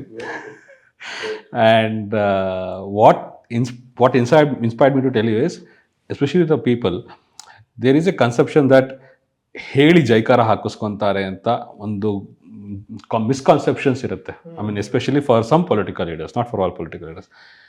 ನಾನು ಇದ್ದಿದ್ದು ಸೌದಿ ಅರೇಬಿಯಾ, ಅವ್ರು ಬಂದಿರೋದು ಸೌದಿ ಅರೇಬಿಯಾದಲ್ಲಿ. ಅಲ್ಲಿ ಲೇಬರರ್ಸ್ ಅವ್ರ ಕೆಲಸ ಮುಗಿಸ್ಕೊಂಡು they came around 5 o'clock. Mister Modi was exactly at 5 o'clock, he was there in that place. And we were there 1.5-2 hours before that. Not even one person has told Modi ಅವ್ರು ಬರ್ತಾರೆ, ಅವಾಗೆಲ್ಲ ಮೋದಿ ಮೋದಿ ಅಂತ ಚಾಂಟ್ ಇರ್ತಿತ್ತು ತುಂಬ. If you remember on the first term, no one has told these people to chant his name. The moment he came and these people started going into the mess, it is also there in the YouTube, they started chanting their names. 2 people were surprised. One, ನಾವು ಮತ್ತು ನಮ್ಮ set of people. Second, the local security establishment. Because Ali Raja is, the king is the big one. They cannot chant anyone's name or shout anyone's name. Here, a public representative from India, ಅವ್ರ ಹೆಸರನ್ನು local ಅವರು ಕೂಗ್ತಾ ಇದ್ದಾರೆ. And he also went to TCS, ಅವರ call centre ಇತ್ತು, completely run by female in Saudi Arabia at that time. ಅಲ್ಲಿಗೂ visit ಮಾಡಿದರು. So why I am asking is, this is my small interaction with him or my brief in person viewing of him. ರೀಸೆಂಟಾಗಿ ನೀವು meet ಆದಾಗ how things happened regarding, especially regarding the Shivamogga ಕಾನ್ಸ್ಟಿಟ್ಯೂನ್ಸಿನಾಗಿರ್ಬೋದು, ಅಥವಾ anything in general which you feel that you wanted to share with them? ಒಂದು, ಅವ್ರನ್ನ ನೋಡ್ಬೋದು ಅಷ್ಟೇ ನಾವು ಪಾರ್ಲಿಮೆಂಟಲ್ಲಿ. ಹಾಗಾಗಿ ಅವಾಗವಾಗ ನಮಗೆ ಇಂಟ್ರಾಕ್ಷನ್ ಸಿಗ್ತಾರೆ ಅನ್ನೋದು ಕಷ್ಟ. ಯಾಕಂದರೆ ಅವ್ರದ್ದೇ ಆದಂಥ ರೆಸ್ಪಾನ್ಸಿಬಿಲಿಟೀಸು, ಶೆಡ್ಯೂಲು ಇದೆಲ್ಲ ಇರುತ್ತೆ. ಆದರೆ ಅದ್ರ ಮಧ್ಯೆನೂ ಕೂಡ ಆ್ಯಸ್ ಎ ಪಬ್ಲಿಕ್ ರೆಪ್ರೆಸೆಂಟೇಟಿವ್ ಹೇಗಿರ್ಬೇಕು ನೀವು ಅನ್ನೋದು ಅವರು ಗೈಡೆನ್ಸ್ ಕೊಡ್ತಿರ್ತಾರೆ. ಉದಾಹರಣೆಗೆ ಇತ್ತೀಚೆಗೆ ನಮ್ಮ ಕರ್ನಾಟಕ ಎಂ ಪಿಸ್ನೆಲ್ಲ ಕೂರಿಸ್ಕೊಂಡಿದ್ರು. ಒಂದು ಕ್ವಶನ್ ಕೇಳಿದವ್ರು ಬರ್ತಿದ್ದಂಗೆ, ಡೈಲಿ ನಿಮ್ಮ ವೋಟರ್ಸ್ ಜೊತೆಗೆ, ಕಾಮನ್ ಪೀಪಲ್ ಜೊತೆಗೆ ಟಚ್ ಇಟ್ಕೊಂಡಿಕ್ಕೆ ನೀವೇನು ಮಾಡ್ತೀರಿ ಅಂತ ಒಂದು ಕ್ವಶನ್ ಕೇಳಿದ್ರು. ನಾನು ಹೇಳಿದೆ, ಹಾಗೆ ಒಬ್ಬೊಬ್ಬರು ಒಂದೊಂದು ಥರ ಹೇಳ್ಕೊತ ಬಂದರು. ಬೇರೆ ಬೇರೆ ಎಂ ಪಿಸು, ನಮ್ಮ ಪ್ರಹ್ಲಾದ್ ಜೋಶಿ ಸಾಹೇಬರು ಇದ್ದರು, ಗೌರವಾನ್ವಿತ ನಿರ್ಮಲಾ ಸೀತಾರಾಮನ್ಜಿನೂ ಇದ್ದರು, ಸೋಮಣ್ಣ ಅವರು ಇದ್ದರು. ನಾನು ಹೇಳಿದೆ, ಬೆಳಗ್ಗೆ ಡೈಲಿ 1 hour ಪಬ್ಲಿಕ್ಸ್ ಅಟೆಂಡ್ ಮಾಡ್ತೀನಿ, ಸಂಜೆ ಅಟೆಂಡ್ ಮಾಡ್ತೀನಿ, ರೊಟೀನ್ ನನ್ನ ಇದು. ಅವಾಗ as A public representative it is your duty. ಅದು ಬಿಟ್ಟು ನೀವೇನು ಮಾಡ್ತೀರಿ ಹೇಳಿ, ಕಾಮನ್ ಪೀಪಲ್ ಜೊತೆಗೆ ನೀವು ಬೆರೀಲಿಕ್ಕೆ ಅನ್ನೋ ರೀತಿಲಿ. ಅಂದರೆ ಈ ರೀತಿಯಂಥ ಸೂಕ್ಷ್ಮ ವಿಚಾರಗಳನ್ನು ಕೂಡ ಗಮನಿಸ್ತಿದ್ದಾರೆ. ತುಂಬ ಒಂದು ನಮ್ಮ ದೇಶವನ್ನು ಪ್ರಪಂಚದಲ್ಲಿ, ನೀವೇ ಆಗಲೇ ಹೇಳಿದಾಗೆ ಸೌದಿ ಹೋದಾಗ ಯಾವ ರೀತಿ ಚಾಂಟ್ ಮಾಡ್ತಾಯಿದ್ರು ಮೋದಿ ಮೋದಿ ಮೋದಿ ಅಂಥೇಳಿ, ಕಂಟಿನ್ಯೂಸ್ ಆಗಿ ಅವರ ಲೀಡರ್ಶಿಪ್ಪಲ್ಲಿ ಇವತ್ತು 3rd ಟೈಮ್ ಇವತ್ತು NDA ಸರ್ಕಾರ ಇವತ್ತು ನೇತೃತ್ವ ಬಂದಿದೆ. ಓನ್ಲಿ 3rd ಟೈಮ್, ಇನ್ನೂ ಜಾಸ್ತಿ ಇರುತ್ತೆ ಅಲ್ವಾ? 100 ಅವ್ರ ಗುರಿ ಇದೆ. 2047 ದೇಶಕ್ಕೆ ಸ್ವಾತಂತ್ರ್ಯ ಬಂದು 100 ವರ್ಷಗಳು ತುಂಬ್ತಾ ಇದೆ. ಹಿಂದೆಲ್ಲ ಯಾವುದೇ ಒಂದು PM ಆಗಿರ್ಬೋದು, ಯಾವುದೋ ಪೊಲಿಟಿಷಿಯನ್, ನೆಕ್ಸ್ಟ್ ಅವ್ರು ಕಮ್ಮಿಂಗ್ 5 years ಆ ಟರ್ಮಿಗೆ ಏನು ಮಾಡಬೇಕು, ಮುಂದಿನ 25 ವರ್ಷ ದೇಶ ಯಾವ ಸ್ಥಿತಿ ತೆಗೆದುಕೊಂಡು ಹೋಗಬೇಕು ಅನ್ನೋದು ಇವನ ಮನಸ್ಸಲ್ಲಿರೋದು. ಮತ್ತು ಅವರ ವಿಚಾರಗಳು ಏನು, ರಾಮ ಮಂದಿರದ ಮರು ನಿರ್ಮಾಣ, ಭಗವಧ್ವಜ ಹಾರಾಡ್ತಾ ಇದೆ ಇವತ್ತು, ಅವ್ರ ಕೈ ಶಿವರ್ ಆಗ್ತಾ ಇತ್ತು, ಜಮ್ಮು ಕಾಶ್ಮೀರ ಆರ್ಟಿಕಲ್ 370 ಅಬ್ರಗೇಷನ್ ವಾಪಸ್ ತೆಗೆದುಕೊಂಡಂಥ ವಿಚಾರ ಇರ್ಬೋದು. ಇವತ್ತು ಚುನಾವಣಾ ಆಯೋಗದ ಮುಖಾಂತರ ಇವತ್ತು ದೇಶದಲ್ಲಿ ಆಗ್ತಿರುವಂಥ ಬದಲಾವಣೆಗಳು ನೀವೆಲ್ಲರೂ ಕೂಡ ನಾವು ಗಮನಿಸ್ತಾ ಇದ್ದೀವಿ. ವುಮೆನ್ ರಿಸರ್ವೇಷನ್ ಬಗ್ಗೆ, 1 ನೇಷನ್ 1 ಎಲೆಕ್ಷನ್ ಆಗಬೇಕು, ಅದ್ರ ಮುಖಾಂತರ ಸಾವಿರಾರು ಕೋಟಿ ಉಳಿತಾಯ ಮಾಡಬೇಕು, ಮತ್ತು ಅವ್ರ ಇನ್ಫ್ರಾಸ್ಟ್ರಕ್ಚರ್ ರಿಲೇಟೆಡ್ ತೆಗೆದುಕೊಳ್ತಿರೋಂಥ ಯೋಜನೆಗಳಿರ್ಬೋದು. ನನಗೆ ಇನ್ಫ್ರಾಸ್ಟ್ರಕ್ಚರ್ ಅಂತ ಅನಿಸಿದ ತಕ್ಷಣ ನಿಮ್ಮ ಹತ್ರ ಇರ್ಬೋದು ಸ್ಟ್ಯಾಟಿಸ್ಟಿಕ್ಸು, ನನ್ನ ಹತ್ರ ಕೂಡ ಇತ್ತು. ಉದಾಹರಣೆಗೆ national highway in the time of UPA government up to 2014, 91,000 something kilometers. After UPA, that means Modi government between 2014 and 25, nearly 146,000 kilometers, 61% growth ಇದೆ. ಹೈವೇ ಕನ್ಸ್ಟ್ರಕ್ಷನ್ ಪರ್ ಡೇ ಅವತ್ತು 11 ಕಿಲೋಮೀಟರ್ ಇತ್ತು, ಇವತ್ತು 34 ಕಿಲೋಮೀಟರ್ಸ್ ಇದೆ. ನಿಯರ್ಲಿ 3x ಫಾಸ್ಟರ್ ಇದೆ. Railway related ಅವತ್ತಿನ budget 3.5 lakh crores ಇತ್ತು, ಇವತ್ತು more than 17 lakhs crores ಇದೆ per year. Railway electrification up to after independence up to UPA government ruling ಇರೋರಿಗೂ ಕೂಡ 21,000 ಕಿಲೋಮೀಟರ್ಸ್ ಇತ್ತು. ನಮ್ಮ ಮೋದಿ ನೇತೃತ್ವ 66,000 ಕಿಲೋಮೀಟರ್ಸ್ ಎಲೆಕ್ಟ್ರಿಫಿಕೇಶನ್ ಆಗಿದೆ. ಏರ್ಪೋರ್ಟ್ 74 ಇತ್ತು, ಇವತ್ತು 159 ಇದೆ. ಕರ್ನಾಟಕ ರೈಲ್ ಬಜೆಟು ಇಲ್ಲಿಗೆ ಕರ್ನಾಟಕ ಕೊಟ್ಟಿರೋದು ಅವತ್ತು 835 ಕೋಟಿ, ಇವತ್ತು 7,500 ಕೋಟಿ. ಅಂದರೆ ಹಾಗಾಗಿ ಹ್ಯೂಜ್ ವ್ಯತ್ಯಾಸಗಳನ್ನು ನಾವೆಲ್ಲರೂ ಕೂಡ ನೋಡ್ತಾ ಇದ್ದೀವಿ ಸರ್. ನ್ಯೂ ರೈಲ್ವೆ ಟ್ರ್ಯಾಕ್ಸ್ ಅವತ್ತು ಯು ಪಿ ಎ ಗೌರ್ಮೆಂಟ್ 14,000ವರೆಗೂ ಕೂಡ ಆಗಿತ್ತು. That means after independence up to U P A ಗೌರ್ಮೆಂಟ್ವರೆಗೂ ಆಗಿರೋದು 14,000 ಕಿಲೋಮೀಟರ್. ನಮ್ಮ ಮೋದಿಜಿ ಅವರ ಅವಧಿಯಲ್ಲಿ ಈ 10 ವರ್ಷದಲ್ಲಿ 35,000 ಕಿಲೋಮೀಟರ್ ಆಗಿದೆ. Daily railway track per day 4 kilometres ಅವಾಗಿತ್ತು ಫಾಸ್ಟು, ಇವತ್ತು 14 ಕಿಲೋಮೀಟರ್ಸ್ ಇದೆ ಪರ್ ಡೇ.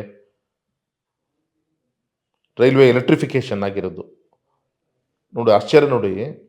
2014ವರೆಗೂ ಕೂಡ ಎಲೆಕ್ಟ್ರಿಫಿಕೇಶನ್ ಆಗಿರೋದು 5,188 ಕಿಲೋಮೀಟರ್. ಇವತ್ತು 46,000 ಕಿಲೋಮೀಟರ್ಸ್. ನ್ಯಾಷನಲ್ ಹೈವೇ 91,000 ಕಿಲೋಮೀಟರ್ಸ್ ಇತ್ತು, ಇವತ್ತು 1,46,560 ಕಿಲೋಮೀಟರ್ಸ್ ಆಗಿದೆ. ಈ ರೀತಿ ಮೆಟ್ರೋ ಇರ್ಬೋದು, ಈ ರೀತಿ ಸಾಕಷ್ಟು ಇನ್ಫ್ರಾಸ್ಟ್ರಕ್ಚರ್ ಇರ್ಬೋದು, ಇಷ್ಟೆಲ್ಲ ಅಭಿವೃದ್ಧಿ ಆಗ್ತಾ ಇದೆ. ಇಷ್ಟ ಪ್ಲ್ಯಾಂಡ್ ಆಗಿ ತೆಗೆದುಕೊಂಡು ಹೋಗ್ತಾ ಇದ್ದಾರೆ. ಮೆಟ್ರೋ ಅಂತ ನಾವು ಒಂದು somewhere I heard that Shivamogga Bhadravati ಮಧ್ಯ you have some plans or you are working on some plans for metro or something ಅಂತ ಕೇಳ್ಪಟ್ಟೆ, ಹೌದಾ? ನಮ್ಮ Shivamogga Bhadravati twin city sir. ಮಧ್ಯದಲ್ಲಿರುವಂಥ ರೂರಲ್ ಏರಿಯಾ ಪೂರ್ತಿ ಅರ್ಬನೈಸೇಷನ್ ಆಗಿದೆ. ಹೌದು. ಹಾಗಾಗಿ ಒಂದು ಮೋನೋ ರೈಲ್ ಏನಾದರೂ I was about to tell you, sir. Thank you. I was about to tell you, there's one, I think Nagpur, no, somewhere I heard, I can share you that link. I think it comes under Nitin Gadkari sir's leadership only. It's called as a monorail ಅಥವಾ tram ಥರ kind of a thing, which is something which ಇದೆ ನನ್ನ ಕಣ್ಮುಂದಿದೆ. ನೋಡ ಒಂದು ಒಳ್ಳೆ ಕಾಲ ಬಂದಾಗ ಮಾಡಿಸಬೇಕು ಅನ್ನೋದು ಅನುಕೂಲ. ಯಾಕಂದರೆ ನೂರಾರು ಸಿಟಿ ಬಸ್ಗಳು ಭದ್ರಾವತಿಯಿಂದ ಶಿವಮೊಗ್ಗ ಬರೋದು ಆಫೀಸರ್ಸ್ ಇರ್ಬೋದು. ಬೆಳಿಗ್ಗೆ ನಮ್ಮ ಗಾರ್ಮೆಂಟ್ಸಿಗೆ ಸುಮಾರು 6,000 ಜನ ಮಕ್ಕಳು ಬರ್ತಾರೆ. It doesn't look like a twin city sir. ಮಧ್ಯ ಫುಲ್ ಅರ್ಬನೈಸೇಷನ್ ಅಲ್ವಾ? It looks like part of a city ಆಗಿದೆ. ಎಷ್ಟು ತುಂಬ ಫಾಸ್ಟಾಗಿ ಆಗ್ತಾ ಇದೆ ಅರ್ಬನೈಸೇಷನ್. ನಾಟ್ ಓನ್ಲಿ ಮೈ ಕಾನ್ಸ್ಟಿ throughout country of course. So ಅದಕ್ಕೆ ಬೇಕಾದಂಥ ಇನ್ಫ್ರಾಸ್ಟ್ರಕ್ಚರು ಇನ್ನೊಂದು ಎಲ್ಲದು ಕೂಡ ಮಾಡಬೇಕಾದ ಸರ್ಕಾರದ ಜವಾಬ್ದಾರಿ ಇದೆ, ಗಮನಿಸ್ತಾ ಇದ್ದೀನಿ ಸರ್. ಒಂದು ನನಗೆ ಅಭಿಮಾನ ಏನು ಅಂದರೆ, ಆಶ್ಚರ್ಯ ನೋಡಿ, ಶಿವಮೊಗ್ಗದಲ್ಲಿ ಸ್ವಾತಂತ್ರ್ಯ ಬಂದ ನಂತರ ಆಫ್ಟರ್ ಇಂಡಿಪೆಂಡೆನ್ಸ್ 1 ಕಿಲೋಮೀಟ್ರ್ ಕೂಡ ಹೊಸದಾಗಿ ರೈಲ್ವೆ ರೂಟನ್ನು ಮಾಡುವಂಥ, ನ್ಯೂ ರೈಲ್ವೆ ಮಾಡುವಂಥ ಹಾಗೇ ಇಲ್ಲ. ಅದಕ್ಕೆ ಬರ್ತಿದ್ದೆ ನಾನು. ವಂದೇ ಭಾರತ್ ನೀವು ಒಂದು construction and Bombay connectivity work ಮಾಡ್ತಿದ್ದೀರಾ ಅಂತ ತಿಳಿದ್ಬಿಟ್ಟು ನನಗೆ. ಸರ್ ಆ ವಿಚಾರಕ್ಕಿಂತ ಮೊದಲು ನಾನೇನು ನಿಮ್ಮ ಹತ್ರ ನಿಮ್ಮ ಗಮನಕ್ಕೆ ತರ್ತಾ ಇದ್ದೀನಿ ಅಂದರೆ, ಆಫ್ಟರ್ ಅವತ್ತು ಬ್ರಿಟಿಷ್ ಅದು ಮಹಾರಾಜರು ಮಾಡಿದ್ದು. ಹೌದು. ಶಿವಮೊಗ್ಗದಿಂದ ಅಪ್ ಟು ತಾಳಗುಪ್ಪದವರೆಗೂ ಕೂಡ ಮೀಟರ್ ಗೇಜ್ ಇತ್ತು. ನಮ್ಮ VISL ಫ್ಯಾಕ್ಟ್ರಿಗೆ ಅಲ್ಲಿಂದ ರಾ ಮೆಟೀರಿಯಲ್ಸ್ ತರಲಿಕ್ಕೋಸ್ಕರ ಕೂಡ ಗೊತ್ತಿದೆ ಸರ್. ಮೀಟರ್ ಗೇಜನ್ನು ಬ್ರಾಡ್ ಗೇಜ್ ಮಾಡಿಸಿ ನನ್ನ ಫಸ್ಟ್ ಟರ್ಮಲ್ಲಿ ಅದು ಮಾಡೋಂಥ ಪ್ರಯತ್ನ 180 ಕೋಟಿ. ಅವತ್ತು ಮಮತಾ ಬ್ಯಾನರ್ಜಿ ಅವರು ಕೂಡ ಇದ್ದರು ಗೌರ್ಮೆಂಟಲ್ಲಿ. ಅವರೆಲ್ಲರ ಸಹಕಾರ ಏನೇ ಹೇಳಿ, ನಮ್ಮ ಮುನಿಯಪ್ಪನವರು ರೈಲ್ವೆ ಮಂತ್ರಿಗಳು ಪಾಪ ಇವತ್ತು ಅಂದರೆ ಇವತ್ತು ಸ್ಟೇಟಲ್ಲಿದ್ದಾರೆ. ಇವತ್ತು ಅವ್ರದ್ದು ಸಹಕಾರ ನನಗೆ ಸಿಕ್ಕಿತ್ತು. ಅವತ್ತು ಬ್ರಾಡ್ ಗೇಜ್ ಮಾಡೋಂಥ ಕೆಲಸ. ಇವತ್ತು ಶಿವಮೊಗ್ಗ ರಾಣೆಬೆನ್ನೂರು ನಮ್ಮದು ಡೆಡ್ ಎಂಡ್. ಈಗ ಶಿವಮೊಗ್ಗ ತಾಳಗುಪ್ಪ ಡೆಡ್ ಎಂಡ್ ನಮಗೆ. ಹಾಗಾಗಿ ಇದು ನಾರ್ತ್ ಕರ್ನಾಟಕ ಲಿಂಕ್ ಮಾಡಬೇಕು ಅಂತ ಹೇಳಿ ಯೋಚನೆ ಮಾಡಿ ಇವತ್ತೊಂದು 2,000 ಕೋಟಿಗೆ ಪ್ರಾಜೆಕ್ಟ್ ಆಗ್ತಾ ಇದೆ. ಶಿವಮೊಗ್ಗ, ಶಿಕಾರಿಪುರ, ರಾಣೆಬೆನ್ನೂರು ಆಗ್ತಾ ಇದೆ. ಸೊ ರಾಣೆಬೆನ್ನೂರು ಟಚ್ ಆಯ್ತು ಅಂದರೆ ನಾವು ಮುಂಬೈ, ಡೆಲ್ಲಿ ಎಲ್ಲದಕ್ಕೂ ಕೂಡ ಇಡೀ ದೇಶಕ್ಕೆ ಲಿಂಕೇಜ್ ಸಿಗುತ್ತೆ. ಮೇಯ್ನ್ ಇದಕ್ಕೆ ವಿಶೇಷವಾಗಿ ಇವತ್ತು ಕೋಟೆಂಗೂರು ಕೋಚಿಂಗ್ ಡಿಪೋ ಮಾಡಿಸ್ತಾ ಇದ್ದೀನಿ. ಒಂದು ಟ್ರೈನ್ 3,500 hours ರನ್ ಆದಮೇಲೆ ಸರ್ವಿಸ್ ಆಗಬೇಕಾಗತ್ತೆ. ಸರ್ವಿಸ್ ಸೆಂಟರ್ ನಮ್ಮ ಕರ್ನಾಟಕದಲ್ಲಿ ಕೇವಲ 2-3 ಕಡೆಗೆ ಮಾತ್ರ ಇದೆ. ಸೊ ಶಿವಮೊಗ್ಗದಲ್ಲಿ ಒಂದು ಆಗ್ತಾ ಇದೆ. ಇನ್ನೊಂದು 2-3 ಮಂತ್ಸಲ್ಲಿ ಇನಾಗ್ರೇಷನ್ ಆಗುತ್ತೆ. ಅದು ಆಯಿತು ಅಂದರೆ ನೀವು ಹೇಳಿದಾಗೆ ಕನೆಕ್ಟಿವಿಟಿ ಬೆಟರ್ ಆಗುತ್ತೆ. ತಾವು ಹೇಳಿದಾಗ ಬಾಂಬೆ ಇನ್ನೊಂದು ಎಲ್ಲದು ಲಿಂಕ್ ಸಿಗುತ್ತೆ. ಮೆಟ್ರೋ ಇದು ಒಂದೇ ಭಾರತ್ ಟ್ರೈನು ಕೂಡ ತರಲಿಕ್ಕಾಗತ್ತೆ. ಸೊ ಇದಕ್ಕೆಲ್ಲ ಕೂಡ ರೈಲ್ವೆ ಸೆಕ್ಟರ್ನಲ್ಲಿ ಸಾಕಷ್ಟು ನಮ್ಮ ಕ್ಷೇತ್ರದಲ್ಲಿ ಇವತ್ತು ಅಭಿವೃದ್ಧಿ ಆಗ್ತಾ ಇದೆ. ಆಲ್ರೆಡಿ ರೋಡ್ ವಿಚಾರದಲ್ಲೂ if I have to say, ಬ್ಯಾಂಗ್ಳೂರಿಂದ ಶಿವಮೊಗ್ಗ ಅಂತಂದಾಗ ವಿ ಯೂಸ್ ಟು ಕಮ್ ನೋಡಿ ತುಮಕೂರು ಆ ಕಡೆ ಈ ಕಡೆಯಿಂದ ಬರ್ತಾ ಇದ್ವಿ, ಅರಸೀಕೆರೆ ರೂಟಲ್ಲೇ ಬರ್ತಾ ಇದ್ವಿ. ನಾವು ಚಿತ್ರದುರ್ಗದಿಂದ ನಮಗೆ ಕನೆಕ್ಟಿವಿಟಿ ಇದೆ to reach Shivamogga also. Plus train ಬಂತು ಅಂತಂದರೆ I mean all the three connectivity will be there, air, train and road. ನನ್ನ ಟರ್ಮಲ್ಲಿ ಸುಮಾರು 15ರಿಂದ 20 ಸಾವಿರ ಕೋಟಿ ನ್ಯಾಷನಲ್ ಹೈವೇಗೆ ಡಿಪಾರ್ಟ್ಮೆಂಟಿಂದ ಹಣ ಬಂದಿದೆ. ಕೆಲಸನೂ ಕೂಡ ಆಗ್ತಾ ಇದೆ. ಇವನು ಮೊನ್ನೆ ಒಂದು ಸಿಗಂದೂರು ಸೇತುವೆ ಇನಾಗ್ರೇಷನ್ ಆಯ್ತಲ್ಲ, ಎಸ್ ಅದು ಒಂದು ದೊಡ್ಡ ಇತಿಹಾಸ. ಅದು ಫಾದರ್ ಪಾಪ dream. By election 2 by election face ಮಾಡಿದೆ. ಆ ಟೈಮಲ್ಲಿ ಸಿಗಂದೂರು ಬ್ರಿಡ್ಜು ಇನ್ನೂ ಅಫಿಷಿಯಲ್ ಟೆಂಡರ್ ಆಗಿಲ್ಲ, DPR ಆಗಿಲ್ಲ. ನಮ್ಮ ಸಿಗಂದೂರಿಗೆ ಸ್ಯಾಂಕ್ಷನ್ ಆದಂಥ ಹಣ ಹಾಸನಕ್ಕೆ ಶಿಫ್ಟ್ ಆಗಿಬಿಡ್ತು. ಎಸ್ ಹಾಸನಕ್ಕೆ ಶಿಫ್ಟ್ ಆಯಿತು. ಯಾಕಷ್ಟು ದೊಡ್ಡ ಬ್ರಿಡ್ಜಲ್ಲಿ 4 ಜನ ಓಡಾಡಲಿಕ್ಕೆ ಅನ್ನೋವಂಥ ಡಿಸ್ಕಷನ್ ಆಯಿತು. ಈ ಥರ ಎಲ್ಲ ಇಶ್ಯೂಸ್ಗಳು ಬಂದಾಗ ನಾನು ಒಂದ್ಸರಿ ಗಡ್ಕರಿಜಿ ಹತ್ರ ಹೋಗಿ ಅಲ್ಲಿ ಗಲಾಟೆ ಮಾಡಿಕೊಂಡು, ಆಮೇಲೆ DG ಡೈರೆಕ್ಟರ್ ಜನರಲ್ ಹತ್ರ ಹೋಗಿ ಗಲಾಟೆ ಮಾಡಿ ಅವ್ರ ಕೈಲಿರೋ ಫೈಲ್ ಕಿತ್ಕೊಂಡು, ಎಲೆಕ್ಷನ್ ಇನ್ನೊಂದು ವಾರ ಡಿಕ್ಲೇರ್ ಆಗುತ್ತೆ ಅಷ್ಟರೊಳಗೆ ನಾನು ಟೆಂಡರ್ ಕಾಲ್ ಮಾಡಿಸ್ದೆ. ಅಂದರೆ ಜನರು ಇದು ಗುದ್ಲಿ ಪೂಜೆ ಮಾಡ್ತಾರೆ, ಫೌಂಡೇಶನ್ ಸ್ಟೋನ್ ಮಾಡ್ತಾರೆ, ಬಿಡ್ತಾರೆ, ಇವರು ಎಷ್ಟು ನಂಬೋದು ಅನ್ನೋ ರೀತಿ ಅಂತ ಒಂದು ಸಾಮಾನ್ಯ ಚರ್ಚೆ ಇತ್ತು. ಈ ರೀತಿ ಅನೇಕ ಘಟನೆಗಳು ಕೂಡ ಮಧ್ಯಲ್ಲೂ ಕೂಡ ಇವೆಲ್ಲ ಅಭಿವೃದ್ಧಿ ಕಾರ್ಯಗಳು ಕ್ಷೇತ್ರದಲ್ಲಿ ಆಗ್ತಾ ಇದೆ sir. Little bit on your personal life sir. 3 ಜನ ಅಕ್ಕಂದರು ಆದಮೇಲೆ ಒಬ್ಬ ತಮ್ಮ. ಕ್ವಿಕ್ಕಾಗಿ ಹೇಳಿ, 4 ಪ್ರಶ್ನೆ ಇದೆ ನನಗೆ ಅದ್ರ ವಿಚಾರದಲ್ಲಿ. ಪ್ಲೀಸ್ ಯಾರು ಕಂಡ್ರೆ ನಿಮಗೆ ಭಯ ಜಾಸ್ತಿ ಅಕ್ಕಂದ್ರಲ್ಲಿ? ಯಾರು ಹಿಂಗಂದ್ರೆ ಭಯ ಅಂತಂದರೆ not in a wrong way. You got my point sir. ನಮ್ಮ ಥರ್ಡ್ ಸಿಸ್ಟ್ರು ಉಮಾ, ಭಯ with respect. Of course with respect sir. ತುಂಬ ಅವಳು ಪ್ರೊಫೆಷನಲ್ಲಿ ತುಂಬ ಅವಳು ಸ್ಟ್ರಾಂಗ್ ಇದ್ದಾರೆ. She is a gold medalist. ನಮ್ಮ ಫಸ್ಟ್ ಸಿಸ್ಟ್ರು ಅವರು ಕೂಡ ಪ್ರೊಫೆಷನಲ್ ಆಗಿ ಟೀಚಿಂಗ್ ಲೈನಿಗೆ ಹೋಗ್ಬೋದಿತ್ತು, ಪದ್ಮ ಅಂತೇಳಿ, ಅವರೇನು ಹೋಗಲಿಲ್ಲ ಅವರು. ನಮ್ಮ 2ನೇ ಸಿಸ್ಟ್ರು ನಮ್ಮ ಸೆಂಟ್ರಲ್ ಗೌರ್ಮೆಂಟಿನ ಹ್ಯೂಮನ್ ರಿಸೋರ್ಸು ಇದು ಡಿಪಾರ್ಟ್ಮೆಂಟಿಂದ, ಇದು HRD ಇಂದ, ಎಜುಕೇಷನ್ ಡಿಪಾರ್ಟ್ಮೆಂಟಿಂದ ಜನಶಿಕ್ಷಣ ಸಂಸ್ಥಾನ ಅಂತೇಳಿ ರನ್ ಮಾಡ್ತಾ ಇದ್ದಾರೆ. ಈ ಥರ ಎಲ್ಲರೂ ಕೂಡ ಅವ್ರದ್ದೇ ಆದಂಥ ಕ್ಷೇತ್ರದಲ್ಲಿ ಆ್ಯಕ್ಟಿವ್ ಇದ್ದಾರೆ. ಅದರಲ್ಲಿ ಎಲ್ರಿಗಿಂತ ಸ್ವಲ್ಪ ಹೆಚ್ಚಿಗೆ ಇನ್ನೂ ಡಿಸಿಪ್ಲಿನ್ನು ಇದಂದರೆ ನಮ್ಮ ಉಮಾ ಥರ್ಡ್ ಸಿಸ್ಟ್ರು. ಸೊ ಅವ್ರ ಬಗ್ಗೆ ನನಗೆ ಯಾರ ಮಾತನ್ನ ನೀವು ಏನು 2 ಸತಿ ಯೋಚನೆ ಮಾಡಿದೆ ಅಕ್ಕಂದ್ರಲ್ಲಿ ಕೇಳ್ತಾರೆ ನಾನು. ಯಾರ ಮಾತನ್ನ ನೀವು 2 ಸತಿ ಯೋಚನೆ ಮಾಡಿದೆ ಸುಮ್ಮನೆ ಹೂ ಅಂತೀರಾ? ಓಕೆ, ಎಲ್ಲರ ಮಾತು ಅಂತ ಅನ್ಬೇಡಿ, ಎಲ್ಲರದ್ದು ಇದ್ದೇ ಇರುತ್ತೆ, ಇಲ್ಲ ಅಂತಲ್ಲ. ಬಟ್ ಓಕೆ, ನೀವು ಹೇಳಿದಲ್ಲ, ನಾನು ಫಾರ್ ಎಕ್ಸಾಂಪಲ್ ನನ್ನ ಕಸಿನ್ ಇದ್ದಾನೆ ಸರ್, ಈ ಕಸಿನ್ಸ್ ಫ್ರೆಂಡ್ಸ್ ಇದ್ದಾರೆ, ಅವ್ರು ಹೇಳಿದಾಗ ನಾನು ಇಲ್ಲ ಅನ್ನೋಕ್ಕಾಗಲ್ಲ. I have to say yes. Okay, like that. Who do you have that very soft spot that okay I just say yes, I not say no? ಆ ಥರ ನಾನು ಆಗಲೇ ಹೇಳಿದ್ನಲ್ಲ, ನಮ್ಮ ಸ್ವಲ್ಪ ಥರ್ಡ್ ಸಿಸ್ಟ್ರಿಗೆ ನಾನು ಆ ಥರ ಇದು ಮಾಡ್ತೀನಿ. ಅದು ಆ ಥರ ಇದು ಅಂದರೆ ಸ್ವಲ್ಪ ನಿಮಗೆ ಗೊತ್ತಿರ್ಬೋದು, ಅವಳು ನಮ್ಮ Discipline. ಬಿಸ್ನೆಸ್ಸು ಇದು ಈ ಥರದ್ದು ಕೂಡ ಗಮನಿಸ್ತಾರೆ ಪಾಪ. All your sisters are associated with you, with your institutions as well. ಎಲ್ಲದರಲ್ಲೂ ಕೂಡ ಇವನ್ ನಮ್ಮ PS ಎಜುಕೇಷನ್ ಇನ್ಸ್ಟಿಟ್ಯೂಷನ್ ಎಲ್ಲರೂ ಬೇರೆ ಬೇರೆ ವ್ಯವಹಾರ ಇರ್ಬೋದು, ಎಲ್ಲದರಲ್ಲೂ ಕೂಡ ನಮ್ಮ ಸಿಸ್ಟರ್ ಅಸೋಸಿಯೇಟ್ ಇದ್ದಾರೆ. So for entire your journey from your mother days till now, okay, it looks fantastic with all your family members, including your sisters. They're all associated with PS as well. Is there anyone whom you think if he or she ididre they might have felt happy or content, ಸಂತೋಷ ಪಡ್ತಾ ಇದ್ರು, this person is missing ಅಂತಂದರೆ who was it? ಸಹಜ, ಯಾಕೆಂದರೆ ತುಂಬ ಸಣ್ಣ ವಯಸ್ಸಲ್ಲಿ ನಮ್ಮ ತಾಯಿನ ನಾವು ಕಳ್ಕೊಂಡ್ವಿ. ನಮ್ಮದೊಂದು ತುಂಬ ದೊಡ್ಡ ಕೊರತೆ ನಮ್ಮ ಫ್ಯಾಮಿಲಿಯಲ್ಲಿ ಎಲ್ರಿಗೂ ಕೂಡ ಇದೆ. ನಮ್ಮ ತಂದೆಯಿಂದ ಹಿಡಿದು ನಮ್ಮ ಸಿಸ್ಟರ್ಸ್ ಇರ್ಬೋದು, ಎಲ್ಲರೂ ಕೂಡ ಕೊರತೆ ಇದೆ. ನಮಗೆಲ್ಲದೂ ಕೂಡ ಕೊಟ್ಟರು, ಪಾಪ ಅವ್ರು ನಮ್ಮಿಂದ ಆದಷ್ಟು ಬೇಗ ದೂರ ಆದರು. ಯಾವಾಗ ಹೋಗಿದ್ದು ಸರ್ ನಿಮ್ಮ ತಾಯಿಯವರು? ಆಲ್ಮೋಸ್ಟ್ ಒಂದು 57-58 ಅವರಿಗೆ ವರ್ಷ ಇದ್ದಾಗ ಕೊನೆ ಉಸಿರು ನಡಿಬೇಕಾಯಿತು. ನಿಮ್ಮ ತಂದೆ ತಾಯಿದು ಪ್ರಾಬ್ಲಿ ನೀವು ಹೈ ಡೆಫಿನೇಷನ್ ಏನೋ ವೀಡಿಯೋಸು ಅಥವಾ ಏನೋ ನೋಡಿಲ್ಲ ಅನ್ಸುತ್ತೆ. ಆಗಿನ ಕಾಲದಲ್ಲಿ ಇರಲಿಲ್ಲ ಟೆಕ್ನಾಲಜಿ ಅನಿಸುತ್ತೆ. As I told you earlier sir, there is something which I wanted to show it you.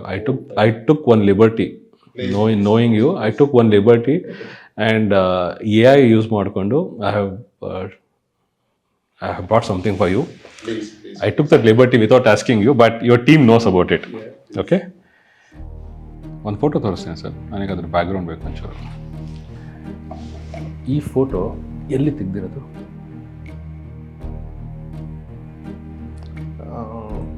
It's there in the public domain. It is there in the public domain. ಎಲ್ಲೋ somewhere ಯುರೋಪ್ಗೆ ಅಥವಾ ಜಪಾನ್ಗೆ ಹೋದಾಗಲೂ ಎಲ್ಲ ಇರಬೇಕು. ಯುರೋಪಿನ ಕಡೆ ಹೋದಾಗ ಇರಬಹುದು. Right sir? S fine.